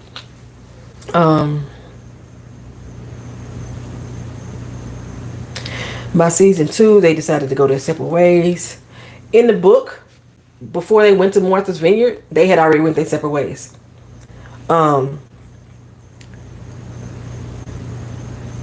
The summer they spent alone when he was in Martha's Vineyard, and she didn't follow him there with her friend. She was back home.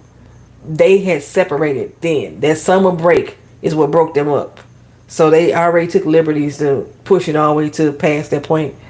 Because I think they made their first sexual encounter at the inkwell. I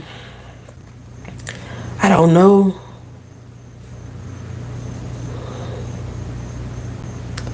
They're gonna take them to college, y'all. So season 2 is coming. I don't know what it's based on. I think Mara Brucker Keel is just basically gonna write a season 2. She said season 2 is the love letter to black people who said, yes, this is for me. Forever was a fucking trauma bonding show. I mean, every fucking episode they broke up. My God. Every damn episode it was a misunderstanding. I hope we get to see Keisha's HBCU experience before COVID shuts down everything. I think that's what they're going to do. They're going to go through... Because this was set back in 2018. So... Unless they decide to... Yes, season 1 took place in 2018. COVID really took a hold 2019, 2020. So yeah, it'll probably run into that. But that's if they decide to leave out COVID. Because it is a fictional story, they don't have to necessarily add in that aspect. Unless COVID is gonna break them up again, child. They're gonna be I ain't doing it. Nope. I'm not doing it. If they be going through that same shit of making up the breakup, and then COVID gonna break them up, because I ain't finna watch that. No. I'm not finna watch that. Okay. I have absolutely no TV shows that I am really watching. If they stick with the timeline, COVID may be what brings Keisha back from LA. They would have had to.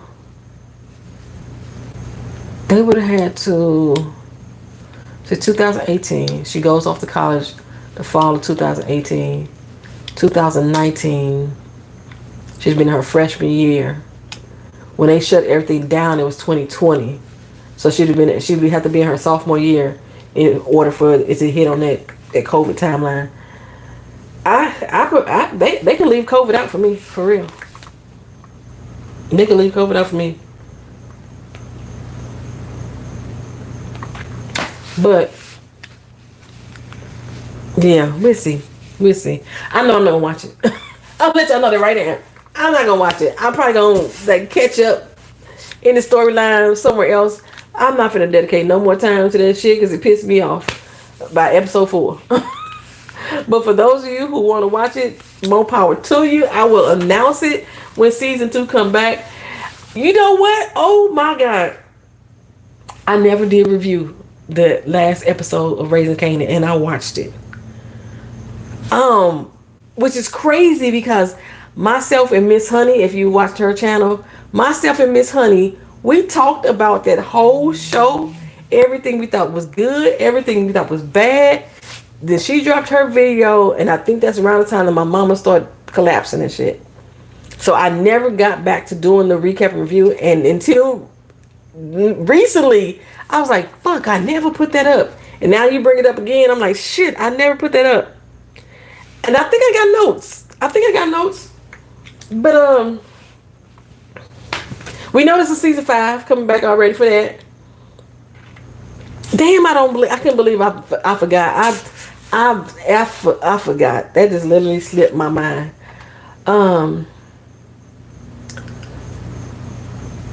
Toya, thank you for coming through. I really appreciate it. I hope you can catch Sinners live. Like I say, when it get close to the date, not close to the date. What's today? Tuesday. Tomorrow, Wednesday. I'm gonna drop another reminder, and I'm gonna put the link on that community post. The link expires in 7 days. So if you don't get in, you're gonna get in. So with the Discord, you don't have to have your own separate platform. Only thing you gotta have is a Discord account, which is free. You can download the app, and the app can be on your PC. The app can be on your phone. I found out that I can get the app in my damn car. You can download the app, or you can just simply log onto their website and create you an account using your email or your phone number. And then hit my invite link, and you can come on in and you can watch it with us. the DVD that I bought is 4K format. I think I get a digital download. I get 4 different things in my purchase, in my Center's purchase. So we're going to watch the whole movie. I'm not going to pause it. But some people's mics, I'm going to leave the mics open. We could discuss and talk it through. And then I want to have the live discussion like immediately after. Sometimes we discuss some things in the Discord channel. I could leave it there so everybody could be part of the discussion, maybe. I just don't know how to stream that live. Like, so I would have to be on my laptop to do StreamYard. But yeah, if you want to come on in and join, then you can join. Because I think I'm going to open it up for everybody that's on the Discord channel instead of just the VIP, because my VIP room is not active at all. I don't think one person has said one thing in that VIP room. So I'm probably going to shut it down and just run one room. But I was trying to make it separate because the members, they pay on this channel for their membership. And I'm trying to give them like special content and things like that and stuff that nobody else to see. But they probably just want to support me, and I appreciate it. Let's see. What else? Is something else coming back? Something I'm supposed to be watching. I have watched all of Ultimatum Queer Love. I think it's a new episode coming on tomorrow. It is not as racy as the first season, but it's still pretty decent. Last Dragon. I'm not the Last Dragon. House of the Dragons. I think they don't come back on to next year. Season 3. House of the Dragon Season 3. I don't know when it's going to be. It's going to come back next year. So I have no TV shows that I'm watching this year. So I'm trying to like watch movies. So if y'all got movies y'all want me to do a recap on, let me know. Drop it in the comment section. Drop it on the community tab. And I'm going to try to watch the movies, I think the next time I go to the theater, I'm supposed to be going to see Jurassic World or the new Jurassic Park movie.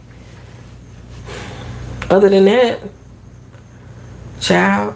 Only other thing I'm doing is if y'all into tarot readings, I have started posting video and content again on my tarot channel. I've changed the name of it. It's now called Free Spirit Tarot because I feel like I'm a free spirit. I don't like really, fit into a box of certain ideologies and shit like that. So if you're into that, you can run over there and catch those videos once I start posting it.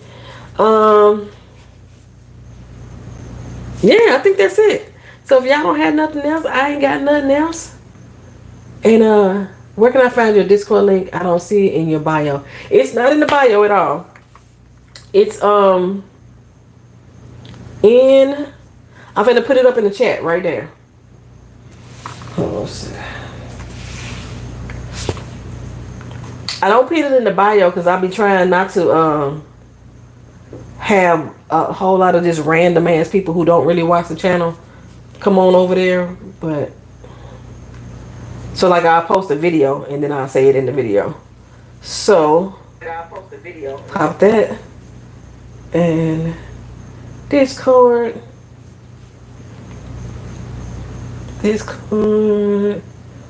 And Life for Lounge.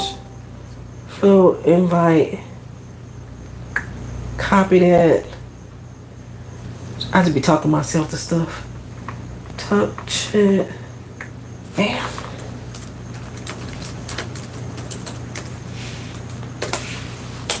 Alright. The Discord link is now in that. That expires in 7 days. We actually do the viewing of Sinners on the 8th. So you got 7 days to actually set your Discord account up and then hit that link to actually join the lounge. It's called the Life for TV Lounge. I found out I put up the Life for TV Lounge. I remember I searched for it and everything to make sure nobody else had it. And now there's somebody on there with the Life for Lounge. I had it mine as the Life for Lounge at first. So I ended up changing mine to the Life for TV Lounge because he got more following than me. But he came in after me, son of a bitch. Anywho, yeah, you can join that. It's a calendar of events up there right now. The only thing on that calendar is centers. Underneath the TV, films, and movies tab, if you didn't want to put it on YouTube, you could post it on there and tell me what you want to watch. And you as a member, you have the right to even post a movie that we could watch. And what Discord does, it does not save the file. So it doesn't give me copyright strikes. We can watch anything. TV, Hulu, DVDs. I play music sometimes. And we can just put anything on there. It's just not going to save. There's not going to be a save file. So if you miss it, it's gone.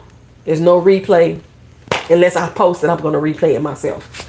Other than that. So yeah. Let me pin it to the top. I just pinned the message to the top. So if you in this chat and you want to join, bam. No charge to you. I say the memberships that I have here on YouTube, I was trying to set up a system where I gave those people exclusive shit. The center's watch was actually only going to be for them, but since there's like my participation in my Discord channel comes from the open group, the open lounge, so fuck it, I'm gonna just open it up for everybody. Yeah, that's about it, child. I don't have nothing else. I want to thank y'all for being here. Unless y'all got something else to say, let me hit the live chat to make sure. Have you or anyone that you know had a past life regression reading? I myself have not had one.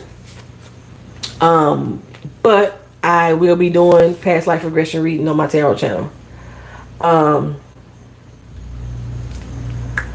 have been researching it, and I didn't get interested in it until I heard Kendrick Lamar talking about it in his song, and I was like, what the fuck is that? And I realized that a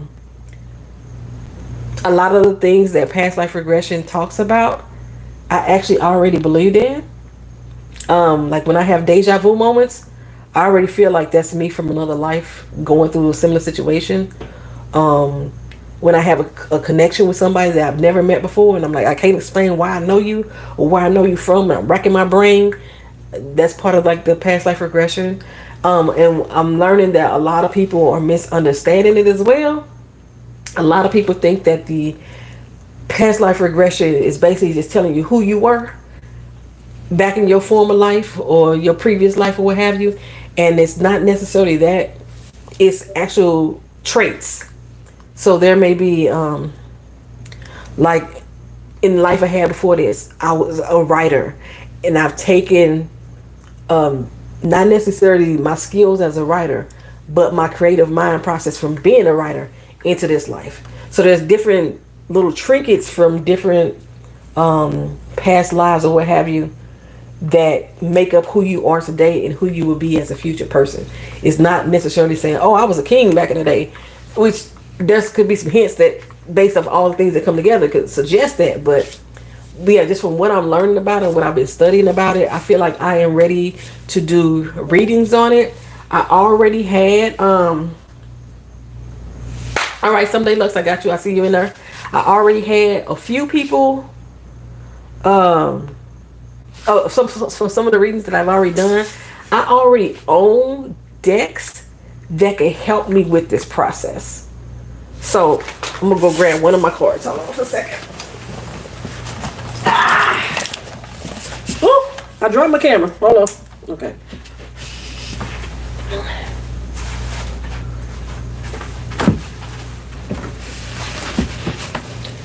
All right, I'm back. I got my camera in the way that my big old body can't fit in it. So, like these cards I have right here are called archetype cards. Been owning these for a year. I love these freaking cards, and they always are pretty on point.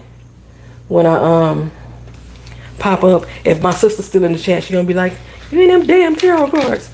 These, like I say, are archetype cards. So basically, like this one right here is the storyteller, right? So with the storyteller, it has like different attributes, positive attributes and negative attributes. So with a storyteller, you're able to experience and express life through stories and symbols. I feel like that's me. I always felt like that's me.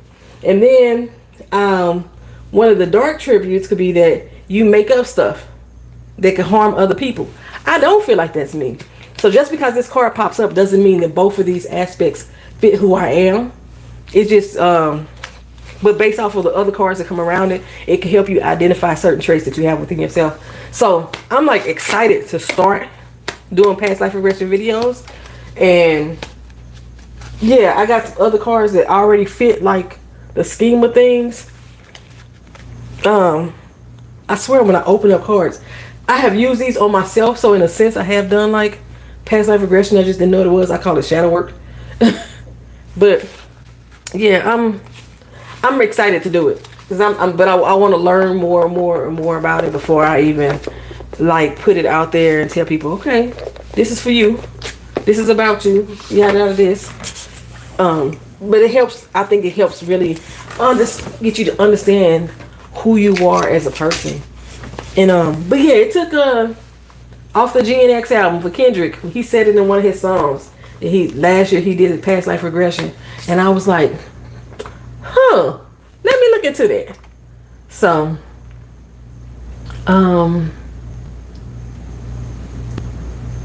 caregiving is hard. I hope you and your mother well. My mother, like I said, she's getting better. I am not caregiving for my mother. I don't mean to sound like a bratty kid. I'm not doing it. I can't do it. I can't do it. It's hard.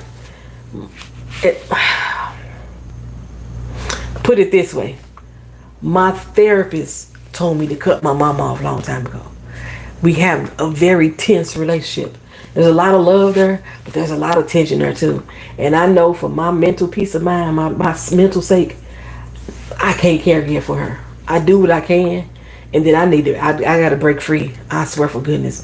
But she is getting in a better place as long as she do what the hell her doctor say do. Okay, so let's see what I missed. Fingers crossed I can make, because I never make Discord. Hopefully you can make it. I used to watch your tarot and be happy to go back. Yay, you did? I didn't know that. Yeah, it's coming back. So far I've just been putting up like little shorts. And I did like a show us your back video just recently.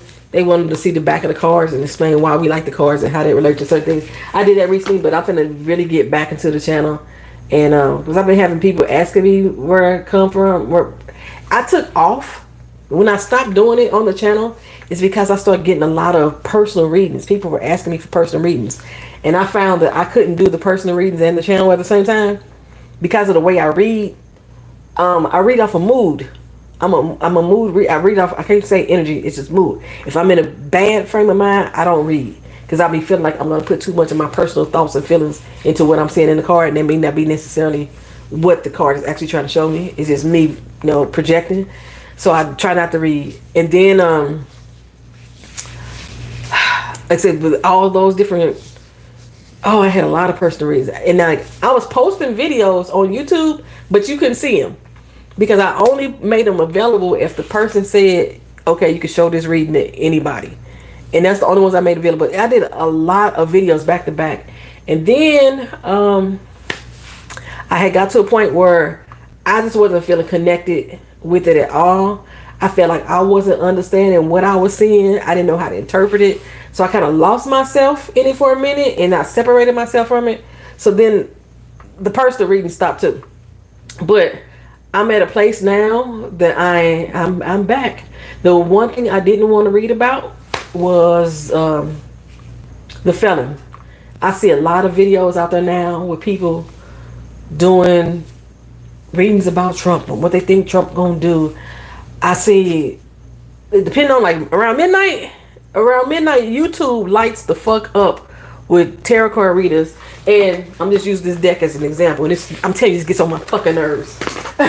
Next sit up there, girl, he cheating on you.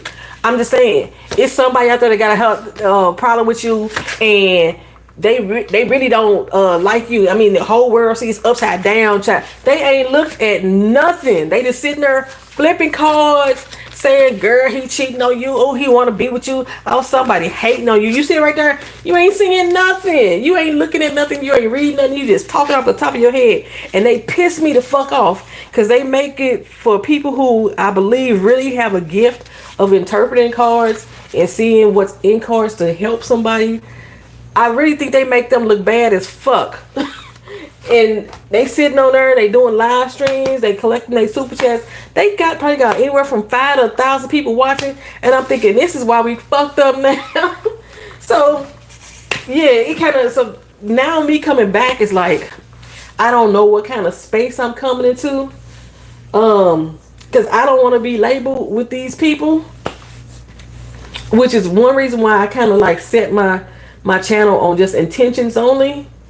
I'm gonna move away, not really necessarily move away from it. I'm going to add to it, but I am going to be still doing a lot of intention-based readings, which for me, what that means is that I'm doing drawings, whether it's 1, 2, 3, pick a card or what have you.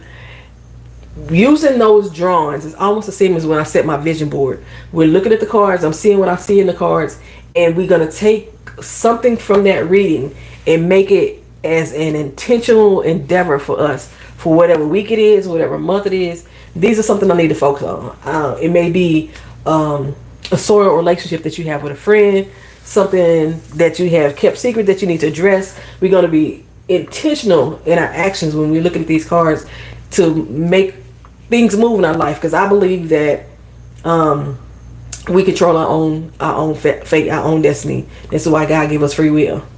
And based off of the cards, even when I'm doing a general reading or a pick a card reading, it may be something that doesn't resonate with you right then, but it may be something that comes up later on in life, and or it could be something that I'm saying, if you continue on the path that you're doing right now, this is what you expect to get out of that experience.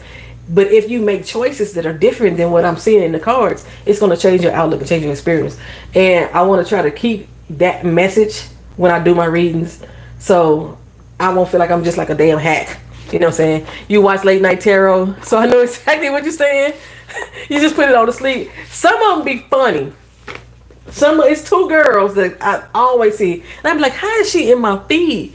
And she just be popping, and she be snapping finger, girl. She's hilarious.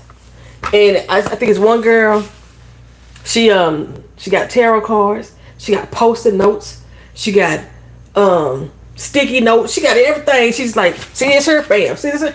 Girl, you ain't read shit. You ain't looked at nothing.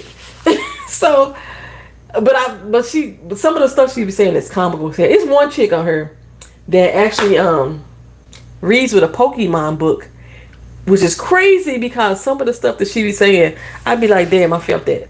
I can get that. And I have that same Pokemon book. I was like, I wonder if I could do that. Because I have read a bag of pretzels before, child. I'm just letting you know right now. It's just something about the way that things lay. But I think I explained this too when I first started my channel.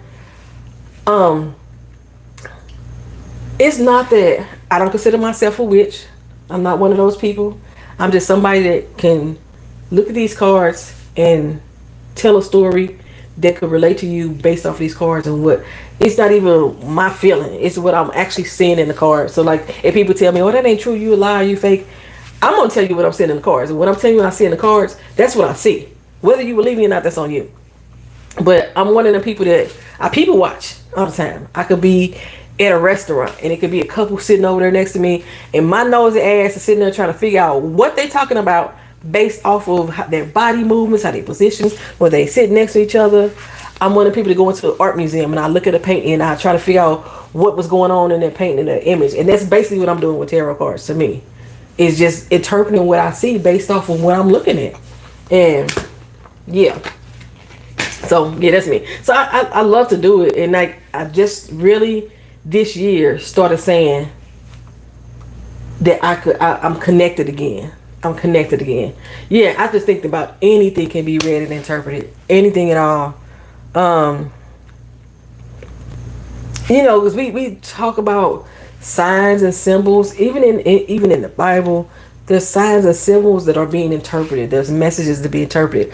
When we talked about the burning bush. There was a message that was being interpreted. There was something that was going on that, us as the viewer or the watcher is trying to understand what's going on. And the person who's actually having that experience, or they could see it, they are able to tell others what they can see. So, yeah, that's just me. That's it. Like I said, I know my sister, if she's still in the chat, she was like, "There's fucking tarot." Even as a child, my grandmother told me before that I had been here before. Sometimes I think my dreams are moments from earlier life. I be thinking my dreams are from a parallel life. Because in the dream, I'm me. I may be the exact same age, in the exact same position. I still got my daughter. I dream in color. So I be thinking it's me in a parallel existence, in a parallel universe. However, a lot of the times, the dreams that I have don't ever happen to me, but they happen to somebody I know almost exactly how it went down in the dream. Never fails. But I've been dreaming lately about drowning, which is throwing me the fuck off. My therapist said I'm running from something based off of that dream, because I'm always crossing a bridge. And then in the bridge, once I get halfway across the bridge, the water starts to rise. I can't swim, child. I back up to the shower water. I do not like water hitting my face unless I'm out in the rain. So I have a fear, and when I go across bridges, I have anxiety attacks. But for some reason in this fucking dream, I keep running across this bridge. If y'all ever drove down to New Orleans going down to 55, and there's this really low bridge and the water's like right there, I feel like it's that bridge. If it's not, it's another bridge up in Virginia. I think it's like that. It sits real low over the water. And I've been every time I get halfway through, the water starts to rise, and then I get, not necessarily I'm drowning, I'm just under the water, and my daughter is always there. She's standing on the bridge, but she's standing with somebody. The person she's with is always different. It's a different person, and they're out looking out, and nobody's paying attention to the fact that I'm going underwater and back. And so I haven't been able to interpret that dream yet. But doesn't everybody dream in color? I think I heard that most people don't. I used to be hovering in my dreams. My therapist, which is one reason why I loved her and I'm mad that she gone, she told me though that I may have a form of narcolepsy. When Mr. Bean just falls asleep, talking, it's similar to that, but not the same. But I may have a form of narcolepsy, because people that have this form of narcolepsy, and that just means that once they sit still and they stop moving, they just go to sleep. That's what I told you. I fell asleep in my doggone Discord the other day, that they just fall asleep. And they don't even feel tired in the beginning, but when I fall asleep, I instantly start dreaming. And I can remember my dreams in detail. Like some of my dreams even end with the credits rolling in my head. It's so weird.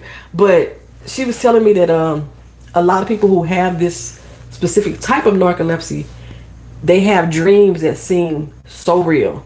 Like I think I told, if y'all been here since I moved to Florida, one of the reasons why I left St. Louis is because I kept having dreams of dying in a drive-by shooting. And every time it was me, my daughter, and my mother. We was always in a vehicle. We was in a van, which I've never owned, and we would always get shot up in a drive-by shooting. And when I wake up, I'm sweating, I scream, and I can literally feel where the bullets hit my body. So when I have those type of dreams, she said, because I dream so vividly like that, it's possible that I have some form of narcolepsy.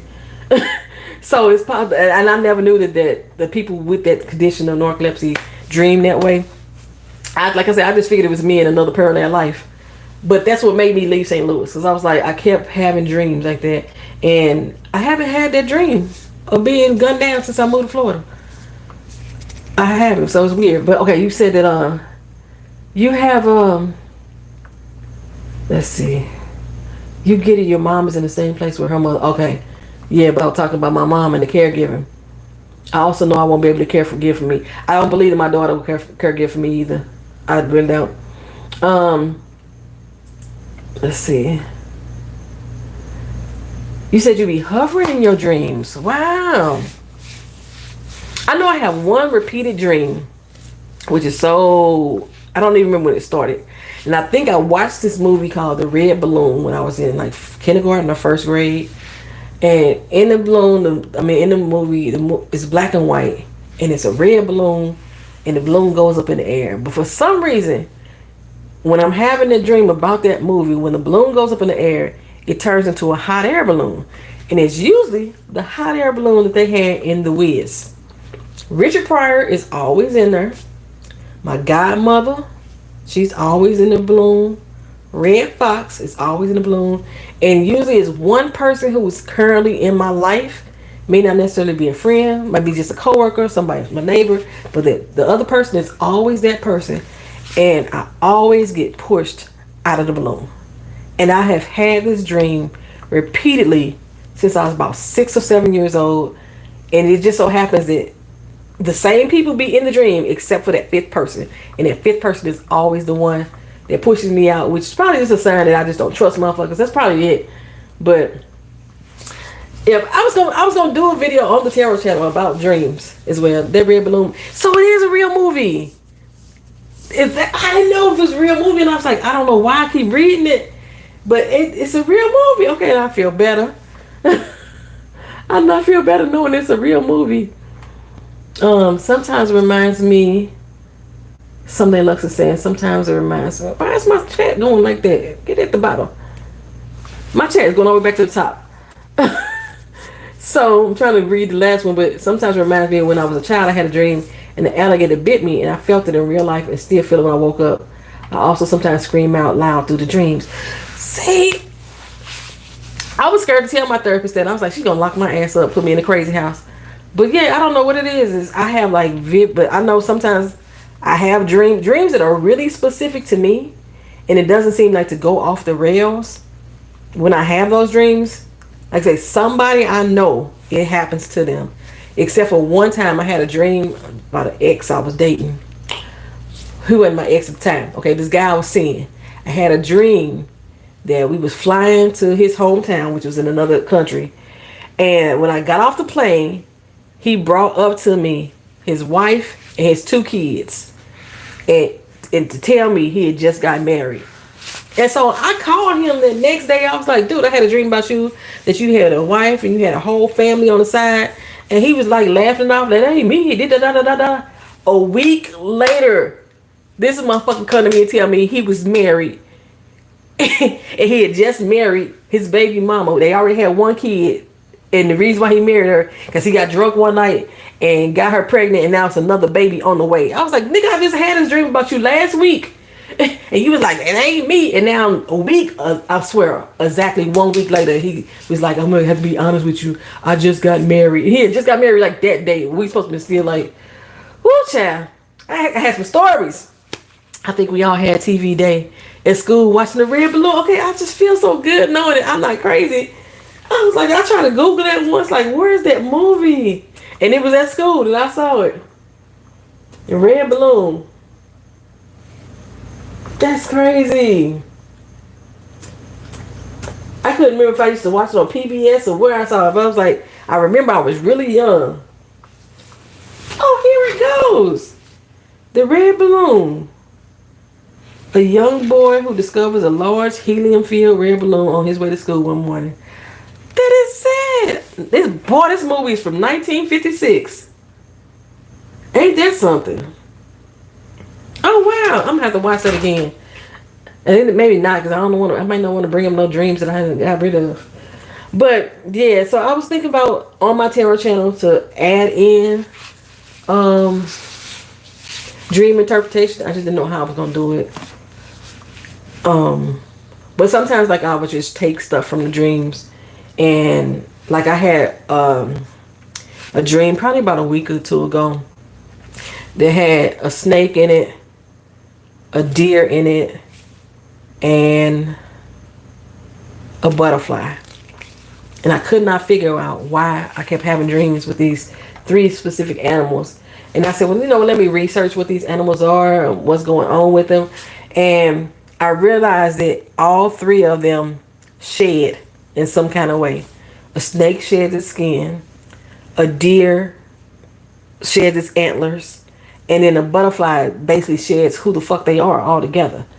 Like they literally go, they usually make a cocoon, and they go inside a cocoon that's made out of their own regurgitated food, and then they emerge as a different person. So I figured I was gonna take those elements and I was gonna do a tarot video, like I say, just an intentional video based off of shedding who you are, and then seeing what the cards come up with as far as like how they relate into you shedding. Because even with each of those animals, and it may be something I need to do myself. I just have to really sit down and reevaluate it and see which one that really affects me in a certain way. Or maybe I just need to do all three. Because in each way, they all shed in a different way. They all have a different purpose for which they shed. Like the snake sheds their skin because they have outgrown something. So it could be something in my life that I have outgrown that I just still trying to hold on to. The antler and the deer sheds its horns so they can grow new ones, and they use it for, as far the women do it differently. It's only a few women deer that does it, the reindeer, and they keep theirs longer for the winter in order to protect their children. So it's like it has to do with protection and things like that. And then the butterfly just completely transforms who it is. It starts off as fucking larva, then to a caterpillar, and then it becomes a butterfly. It depends on what type of butterfly it becomes, how long that transition period lasts. And then all three of them have different levels. Like the snake, it doesn't feel any pain when it sheds, but it is constantly rubbing itself up against a rock or something to shed that skin. So you're going through some abrasions and things like that. The butterfly actually has the most painful transition to metamorphosis into the butterfly. It's supposed to be super painful to them to go through that.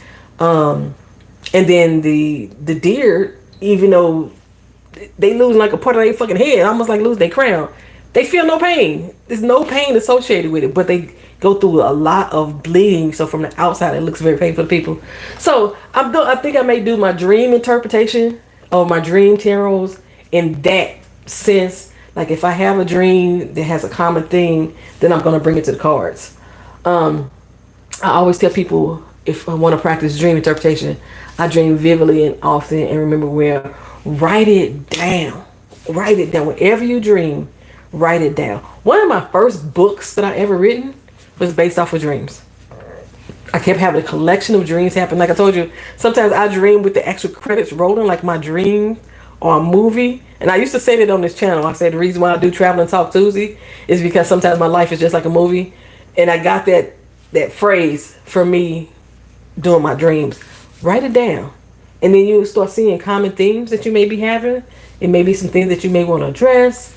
It may be something that relates to somebody that you know. But yeah, write it down. You just maybe I don't know which one it is. I was gonna say clairvoyant, but you may just be a clair, because there's like 8 different types of clairs, and have the ability to, find some truth in your dreams that go on with your everyday life or somebody that you know. Yeah, but that's what I think I'm gonna do. That's why I have it documented.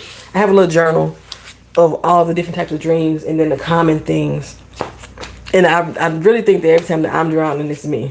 I feel like I'm drowning in debt. I feel like I'm drowning in responsibility, all kind of stuff. I feel like I'm drowning in. Those are definitely me. But other ones, you see random, like the ones with the snake and the butterfly and the doggone deer. I was like, why the hell? I was living somewhere that was very wooded, and I had like butterflies, moths on my damn window, and I went out to open my screen door, and a goddamn snake crossed my path, and I'm jumping back, and the snake scurried over into the corner. It was a fucking deer. I'm like, why is all these things in my doggone dreams? I be just thinking I'm so fucking weirdo sometimes. You say you an eclair, you all bread. Just a chocolate eclair too. A chocolate eclair. But yeah, I really my therapist, I think my therapist thinks she's a witch. I remember seeing one of her bags, she had like a journal in there, and it was like a witch's journal or something like that. But there was a lot, that's probably why I connected with her so well. There was a lot of things that she would tell me, and like she used to sit down there and talk about dream interpretation and stuff like that. And I probably find another therapist like that, because most therapists, they just want to medicate your ass and call you crazy. She was a real one. She was a real one. But all right, we done got really off subject here, but that's cool. So yeah, I'm just gonna bring back my tarot to that channel. That's it. That's all I can think about talking about, y'all. So hopefully I will see y'all in the Sinners recap video. Maybe I'll see y'all Thursday night in the Spanish Princess watch. I may see you over on the tarot channel. But thank y'all for coming in. Y'all have a good night. See you next video. Peace.